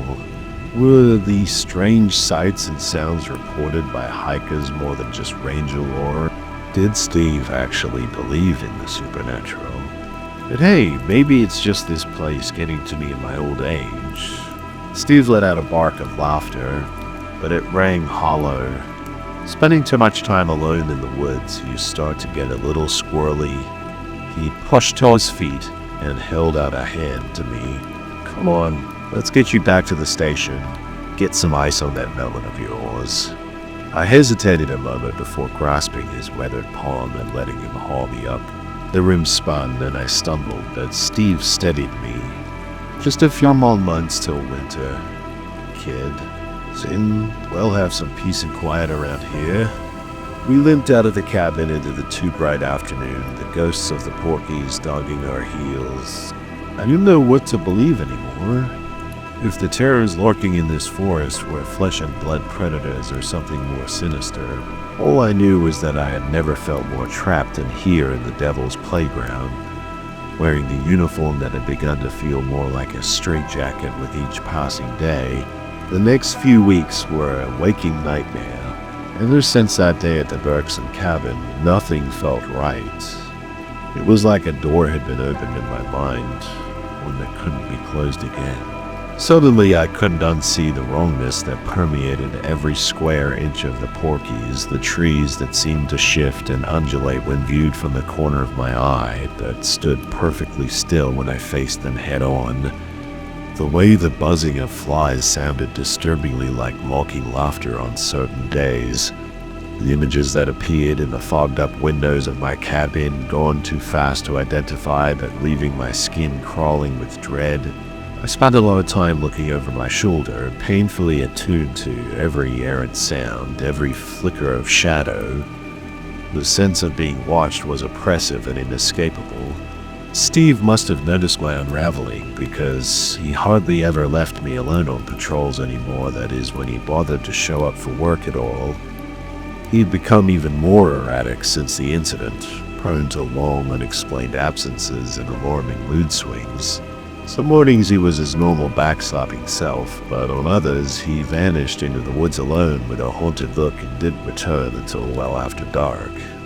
Once I walked into the station to find him passed out at his desk, surrounded by a scattering of topo maps marked up with arcane symbols, empty whiskey bottles and what looked like animal bones. I didn't know which was worse, the claustrophobic dread of patrolling the forest with whatever lurked between those pines, or being left alone with my own splintering psyche. I started dreading the night when the station emptied out and the deep primordial dark pressed against the thin pane of my cabin window. I took to working myself to exhaustion, pushing my body to its limits, just so I could fall into a dreamless oblivion for a few scant hours. But I couldn't outrun the horror forever. All came to a head one blustery November afternoon. The light was just beginning to leach from the sky when dispatch crackled over the radio about a pair of overdue hikers last seen on the Superior Trail. Steve and I climbed into the Jeep and roared up the old logging roads. They probably just got turned around, Steve said, but there was a tightness around his mouth that I hadn't seen before. It happens all the time with these weekend warriors. They think a smartphone and some granola bars make them Daniel Boone. I didn't reply. My knuckles were white on the grab handle as the Jeep bucked and shimmied over the washouts. My nerves were strung wire tight, a sick feeling of dread coalescing in my gut. We parked at the trailhead and grabbed our packs, preparing to hike in the last few miles to the hiker's location. That's when I noticed it. The forest was completely, utterly silent. No bird calls, not chittering of squirrels, not even the damn wind. A palpable aura of menace hung in the air, so thick I could almost taste it on my tongue, coppery and cloying. Steve froze with one foot on the running board, his head cocked. You feel that he said, voice barely above a whisper. I nodded mutely, not trusting myself to speak. Every instinct was telling me to turn tail and run to get as far away from those watching woods as my legs could carry me, but I had a job to do. People were counting on me. I couldn't abandon them, even if I was starting to fear I couldn't save them either. Together, Steve and I stepped onto the path and let the reaching fingers of the forest swallow us whole. The trail wound through dense stands of snow-flocked hemlocks, our boots crunching on the crust of ice, glazing the hard-packed dirt. The light took on a strange crystalline quality, refracting off the frost and throwing prismatic fractals on the edges of my vision. Or maybe those rainbow auras were just incipient hypothermia from the deepening cold. It was getting harder and harder to tell. We came to a fork where the main trail split off toward Lake Superior. I paused, unsure of breath, puffing white in the air. The snow here was churned up with overlapping boot prints, the meandering tracks of small woodland creatures and something else. A line of unmistakable divots, each easily 2 feet long, bare human feet. And they led straight into the darkening trees. Steve, I said, my voice cracking. You see that? He stood motionless, staring into the gloom. Could be the hikers. If they got disoriented, hypothermic might have ditched their shoes. It was a weak rationalization, and we both knew it. I'd taken enough first aid courses to understand the effects of exposure. If these people had been wandering in the cold long enough to start shedding clothes, they were likely already dead. Steve unshouldered his pack and took out his service pistol, checking the slide with an efficient click-clack. He held it out to me. But first, take it. I've got a feeling you're going to need more than harsh language out here tonight. I stared at the gun, the oiled metal glinting dully in the blue light. Then I looked back at Steve's grim, set face. He'd never armed me on a search and rescue before. Slowly, I wrapped my fingers around the textured grip, a leaden weight dropping into my stomach. Stay sharp, Steve said, and if you see anything unnatural, don't hesitate. In this place, it's shoot first and ask questions, never. With that less than comforting advice, we stepped off the maintained trail and into the thickening shadows between the trees, following the eerie barefoot tracks. The forest closed in around us, and the temperature plummeted 20 degrees in the space of a few steps. My breath soared in and out of my lungs, pain blossoming behind my eyes with every frigid inhale. Time seemed to dilate and skip, speeding up and slowing down in nauseating jolts. The trees crowded, closer branches snagging on our coats, grasping at our hair. Thorns. I could have sworn were native to these woods. Scoured my face, drawing icy trickles of blood. And then after hiking for 10 minutes and 10 hours through increasingly hellish terrain, we stumbled into a small clearing and found them. Two bodies sprawled in the center of a flattened circle of yellowed grass. They were stripped naked, their skin marbled blue and black with cold. Their eyes were open, frozen in expressions of abject terror, mouths stretched in silent screams. But that wasn't the worst of it. No, the worst was the way they had been arranged. Limbs were threaded together in impossible knots, torsos hollowed out and splayed like obscene fleshy flowers. Rope skeins of intestine looped around a nearby tree in a complex repeating pattern, almost like it's a sigil. Steve said hoarsely, "Some kind of occult symbol." As I stared in shock, my brain struggling to process the overwhelming organic wrongness of the scene, Steve raised a shaking finger to point at the edge of the glade. There, crouched between the boles of two massive hemlocks, was a figure, emaciated and elongated in a way that suggested it was anything but human. It watched us with milky, pupilless eyes. Antlers, knurled and black as charcoal, sprouted from its misshapen skull. And it was smiling, if you could call that lipless slash in its face a smile. In its hands it cradled a pulsing lump of purple-red meat, a human heart ripped from one of the ravaged chests before us. As I watched in horror, the creature raised the organ to its jagged maw and bit down with a wet shredding sound. Steve was yelling something, but his voice seemed to come from a long way off, muffled by the whistling in my ears that built and built. I fumbled for my pistol, but my fingers were cold, wooden, and unable to close around the grip. The last thing I remember before the darkness swallowed me was the creature rising to its full towering height, unfolding from the forest floor like a stop-motion video of decay in reverse. It cocked its malformed head, vertebrae cracking audibly, and spoke in a guttural rasp that had no business emerging from a throat never meant for human language. "Welcome to the Parkies." Then the world kaleidoscoped away from me in a barrage of light and noise and blood, so much blood, and I slipped into the bottomless black of unconsciousness. I woke 3 days later in a narrow hospital bed, a forest of IVs and wires sprouting from my body. At first, the doctors thought I would be a vegetable, or at least severely brain damaged from my prolonged hypothermia. It's not every day a search party finds a ranger curled in the fetal position in a foot of snow, covered in someone else's blood and raving about monsters. But by some dark miracle, my mind was intact. The same couldn't be said for the rest of me. I had lost several fingers and toes to frostbite, suffered permanent nerve damage that left me with a tremor in my hands. And the memories, well, those would never stop. A horror movie on repeat in my head every time I closed my eyes. Steve's body was never found, nor were the creatures or whatever nightmare beings had torn him and those poor hikers apart, decorating the trees with their viscera. The official report called it an animal attack, and I was in no position to argue. After all, who would believe the ravings of a traumatized, half-frozen man? Though it was better to let them think a bear or a pack of wolves was responsible.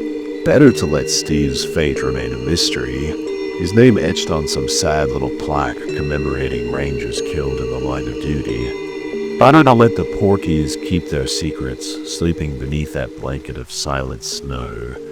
Because I know the truth. I know that what hunts in the fathomless dark of those woods is older and hungrier than anything that's walked this earth in a long, long time, and it's still out there waiting for the next fool to wander down the trail and into its patient, loving arms. I will never set foot in that forest again. But sometimes, in the black of night, I swear I can still hear that rattling, monstrous voice rolling over me like a fog, welcoming me back to the playground of the damned. And I know it's only a matter of time. I knew what I had seen, but I couldn't bring myself to admit it out loud, not even to my squad. You'd think I was losing my mind. Hell, maybe I was. As I settled in for another restless night, a twig snapped in the darkness nearby. My skin crawled as I peered into the enveloping blackness, gripping my rifle with white knuckles, dreading what I might find looking back. On day 12, we found them, or what was left of them at least. A gruesome scene greeted us in a clearing, the torn, mangled bodies of a man and woman, their limbs askew at unnatural angles, viscera painting the forest floor crimson. It looked like they'd been ravaged by a beast. Not the victim of any human killer. The stench of death hung heavy in the air. I felt the urge to vomit. This must be who we were sent to find, but we were too late. As I stared at their lifeless faces, frozen in slack-jawed horror, a thought lodged in my mind that I couldn't shake. Whatever did this was still out there and it was hungry. We radioed HQ to report the grisly discovery. Even over the crackling radio connection, I could hear the apprehension in my CO's voice. We were ordered to stay put and await reinforcements. But as dusk fell and an otherworldly fog crept in, I knew in my bones no help would arrive in time.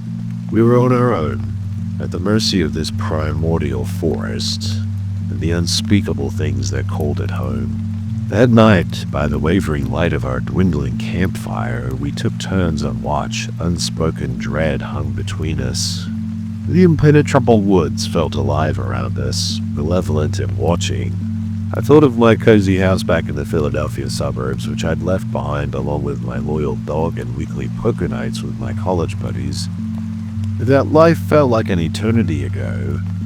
What I wouldn't give now for the mundane safety of home. Firelight flickered over the fear-stricken faces of my brothers in arms. We were all thinking the same thing. We never should have come here. As I surrendered to a fitful sleep, a howling wind whipped through the treetops, carrying what sounded like distant, agonized screams. I squeezed my eyes shut and prayed for dawn. The next morning brought no relief, only a grim certainty that time was running out. We radioed for help again at first light, but heard nothing but static on the other end. Our ears spread through the squad like a sickness. We all knew we needed to get hell out of these woods.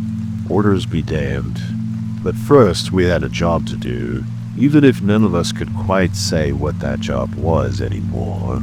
Search for more survivors, hunt the thing responsible for those mutilated bodies. The dread that filled my gut told me those were one and the same. We fanned out around the ravaged campsite, searching for any tracks or clues to point us in the right direction. It didn't take long to find them, a trail of broken branches and churned earth leading deeper into the old growth, each footprint massive inhuman craters in the loam. The thought of what we were tracking made my mouth go dry. Every primal human instinct screamed to run in the opposite direction. But I was a soldier. This was the mission, however twisted it had become. With leaden feet, I followed the trail of wreckage into the waiting maw of the forest, my squad mates trailing at my heels in uneasy single file. The towering trunks pressed close around us, blotting out the feeble sunlight, until the woods took on a claustrophobic, cave-like gloom. Our breaths came shallow. I felt more than heard a rattle to my left and whipped my head around. My finger twitched on the trigger, but it was just the trembling hands of Deacons, the youngest of our crew, a kid straight from boot camp. We were all on a hair trigger, frayed nerves stretched to the snapping point. As the day's meager light began to fade into another harrowing night, we stumbled into a small clearing and stopped dead in our tracks. There in the center stood a dark mound that I initially took for a bulbous boulder. But as my eyes adjusted, I realized with dawning horror that it was alive, a hunched furry shape the size of a grizzly. The beast crouched over the ragdoll figure of a man, portions of its meal scattered around it in glistening piles. A guttural snarling sound rumbled from its body. Slowly, the creature raised its head, shreds of flesh dangling from its teeth. Its eyes met mine. I saw no humanity there, just a glowing feral hunger. An icy primal terror flooded my veins. In that moment, I knew with crystalline certainty that nothing in my life had prepared me for this. Not my tours in the Carolina Valley, not sniper training, not anything. We were in the domain of a monster, and monsters played by their own rules. The beast rose to its full height, nearly 8 feet of rippling muscle under shaggy fur. It fixed us with a predatory stare. The guttural growl rumbled from its barrel chest. We fanned out in a shaky line. Rifles at the ready. I heard the click of Deacon's flipping his safety off with a trembling finger. Everybody held. I hissed through clenched teeth. My heart hammered against my ribcage. I knew if we spooked this thing, we were done for. I tried desperately to recall my training, but my mind was a blank buzz of terror. The creature took a lumbering step forward, its lips curling back over savage fangs. A keening whine escaped Deacon's throat. I saw his muzzle dip, his finger tightening on the trigger. Deacon's no, but it was too late.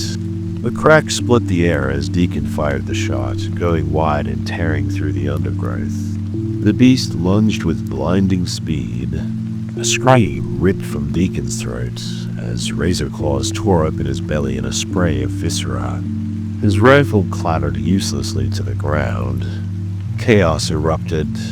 Muzzle flashes lit up the clearing as we opened fire. Bullets pinged off the monster's thick hide as it whirled on us, a nightmare blur of fangs and fur. I emptied my clip hard in my throat, but it just kept coming. I saw Ramirez go down in my peripheral vision, his neck twisted at an impossible angle. The sour tang of blood and gunpowder choked the air. My mind worked desperately. Silver bullets fired something, anything to stop this thing bearing down on us. It hit me like a freight train, an impact that rattled my teeth. I rolled, scrambling for my knife. Foetid breath billowed over me. I stabbed desperately. The blade seemed to bounce harmlessly off the creature's hide. A massive paw pinned me to the forest floor, claws piercing my shoulder. I howled in pain. This was it. This was how I died. Alone in this god-forsaken forest, ripped to shreds by a thing that shouldn't exist. As I stared into the glowing embers of the beast's eyes, my thoughts flew to the family. I'd never see again the life I'd left behind for this cursed mission. The creature's jaws yawned wide. I squeezed my eyes shut. At least it would be quick. I waited for the killing, but it never came. The pressure on my chest lifted. My eyes flew open to see the beast staggering back, an arrow protruding from its eye socket. It let loose an enraged roar. More arrows rained down from the trees, thudding into the monster's body. Dark shapes dropped from the branches, men clad in camo and ghillie suits, faces streaked with green and black. They moved with fluid precision, cutting off the creature's escape. It bellowed in fury, blood streaming from a dozen wounds. The last thing I saw before I blacked out was the beast thrashing in a tangle of nets, the commandos closing in rifles raised. Then the world went dark. I swam back to consciousness in the med bay at Fort Dietrich. My head fuzzy with painkillers, my shoulders swaddled in bandages. A row of starred shoulders and battalion crests crowded around my bed. Pale faces greeted me with tight smiles. "Welcome back, Sergeant," a grizzled colonel said. "Hell of a thing you boys ran into out there." I struggled to sit up, memories rushing back in a dizzying flood. The lights, the bodies, the creatures, dead eyes boring into mine. What the hell was that? I croaked. The officers shared a loaded glance. "Something that officially doesn't exist," a tight-lipped major said. "You and your squad are to be commended for your bravery, but I'm afraid the nature of your mission remains strictly need to know." A cold weight settled in my gut. I thought of Deacons bleeding out on the forest floor, Ramirez and lolling at that sickening angle, all the friends I'd lost to that nightmare. "With respect, sir," I ground out. "I think we damn well need to know." The colonel sighed heavily, dragging a hand over his stubbled jaw. He turned to the suits and said, "Give us the room." Once the door clicked shut, he fixed me with an assessing stare, as if weighing how much to reveal.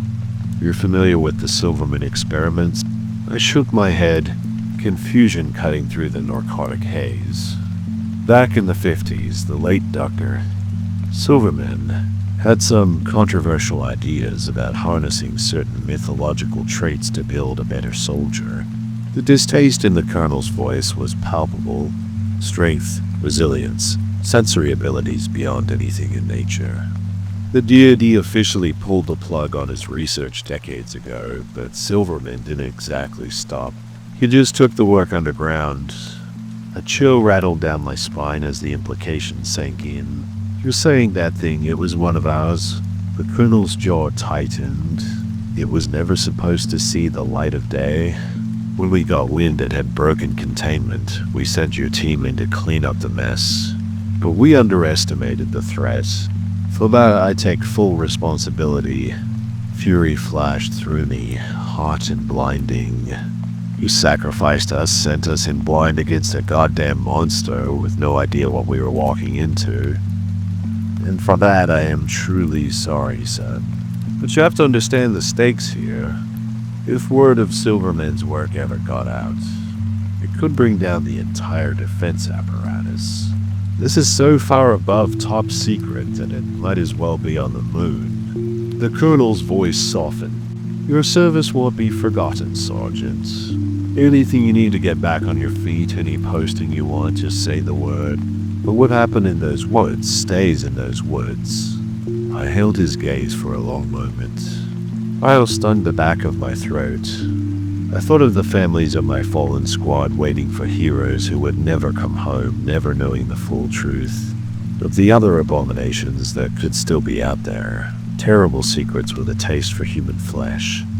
In the end, all I could do was nod. "Copy that, sir." The colonel squeezed my good shoulder. "Get some rest, son. You're one of the only ones who've seen hell and lived to tell about it. That's no small thing." After he left, I lay back and stared at the antiseptic white ceiling, my thoughts churning.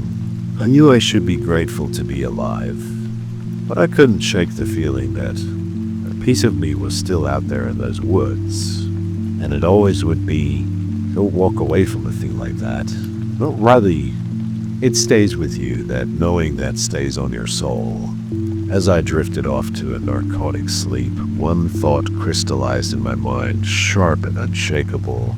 Whatever the cost, I would find out what really happened in that forest, what the government was really trying to hide.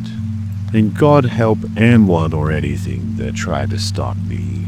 The search for answers led me down a rabbit hole that nearly broke me. After months of following breadcrumbs and chasing ghosts, I finally found someone willing to talk.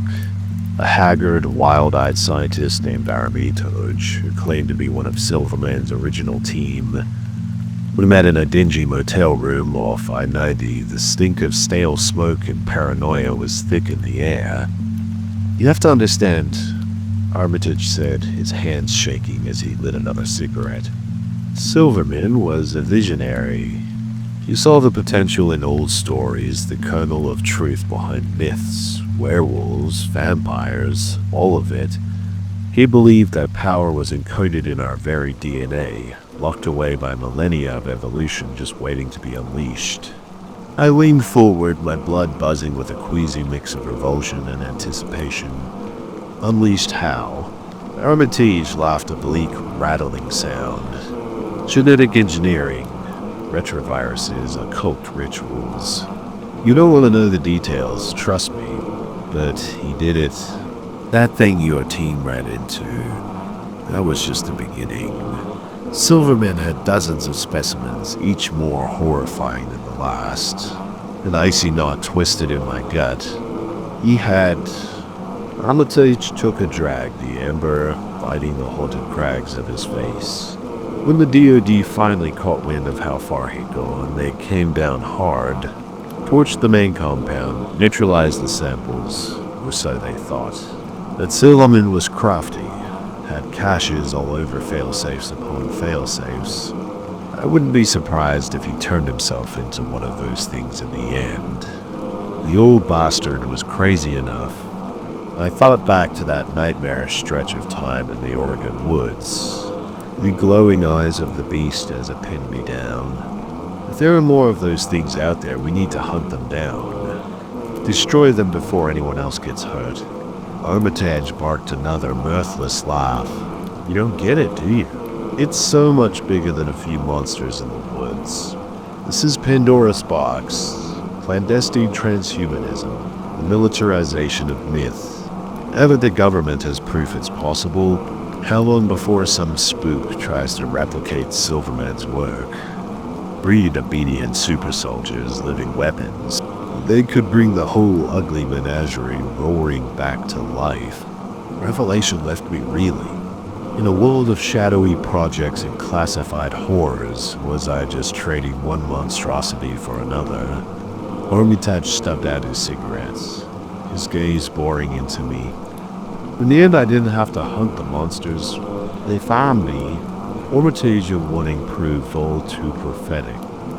Within weeks, a new batch of horrors had crawled out of whatever dank holes Silverman had stashed them in, leaving a trail of mangled bodies across the Pacific Northwest. I watched the carnage unfold on the news, like guilt or sickness in the pit of my stomach. I had been one of the only ones to witness their savagery firsthand and walk away. My innocents were paying the price for my silence. I knew then what I had to do. I rallied the remnants of my old unit, those who had made it out of the woods alive. Together we went AWOL, determined to succeed where our superiors had failed. We became the hunters, tracking the beasts by the trail of blood and the whispers of broken communities left shattered in their wake. From the dark forests of Oregon to an abandoned mine in Pennsylvania, a derelict factory in Michigan to the labyrinthine caves below the Blue Ridge Mountains, nowhere was beyond the reach of Silverman's nightmares or our solemn mission to wipe them out. We torched monster dens with flamethrowers, put silver bullets through cursed hearts, scattered cremated remains to the four winds, all while looking over our shoulders, knowing our own government could come down on us at any moment. By the time we had put down the last of Silverman's pets, our original team of 5 had dwindled to just Ramirez and myself, battered and bone-weary, but still standing against all odds. In a remote cabin in the Wisconsin woods, we burned the last scrap of evidence tying the abominations to the Department of Defense, Armitage's final gift before he disappeared into the wind. As the files crumbled to ash in the fireplace, Ramirez turned to me, a haunted shadow behind his eyes. What now, Sarge? After everything we've seen, everything we've done, how do we go back to a normal life? I gazed out the window at the twilight forest, the same primordial tangle of branches and shadows that had birthed the horror that set me on this path so long ago. A strange calm settled over me. We don't go back, I said softly, because the truth is, there's no such thing as normal after a thing like this. We've stared into the abyss that leaves a mark. I clasped his shoulder, tracing the monstrous scars that striped my own skin. But we keep going, we live, and we never stop fighting for the light, no matter how deep the darkness gets. Because if we don't, then the monsters win, and I'll be damned if I let that happen. Ramirez met my eyes, a flicker of determination chasing away the shadows. He nodded once, a silent affirmation. Together we stepped out into the waiting night toward an uncertain future, but one I faced without fear, for I had learned a hard and vital truth in my journey through the heart of darkness. Only by embracing the monster within myself could I ever hope to defeat the monsters without. And though that fight might never end, I'd go on, for my fallen brothers, for the innocent, and for the light. Always for the light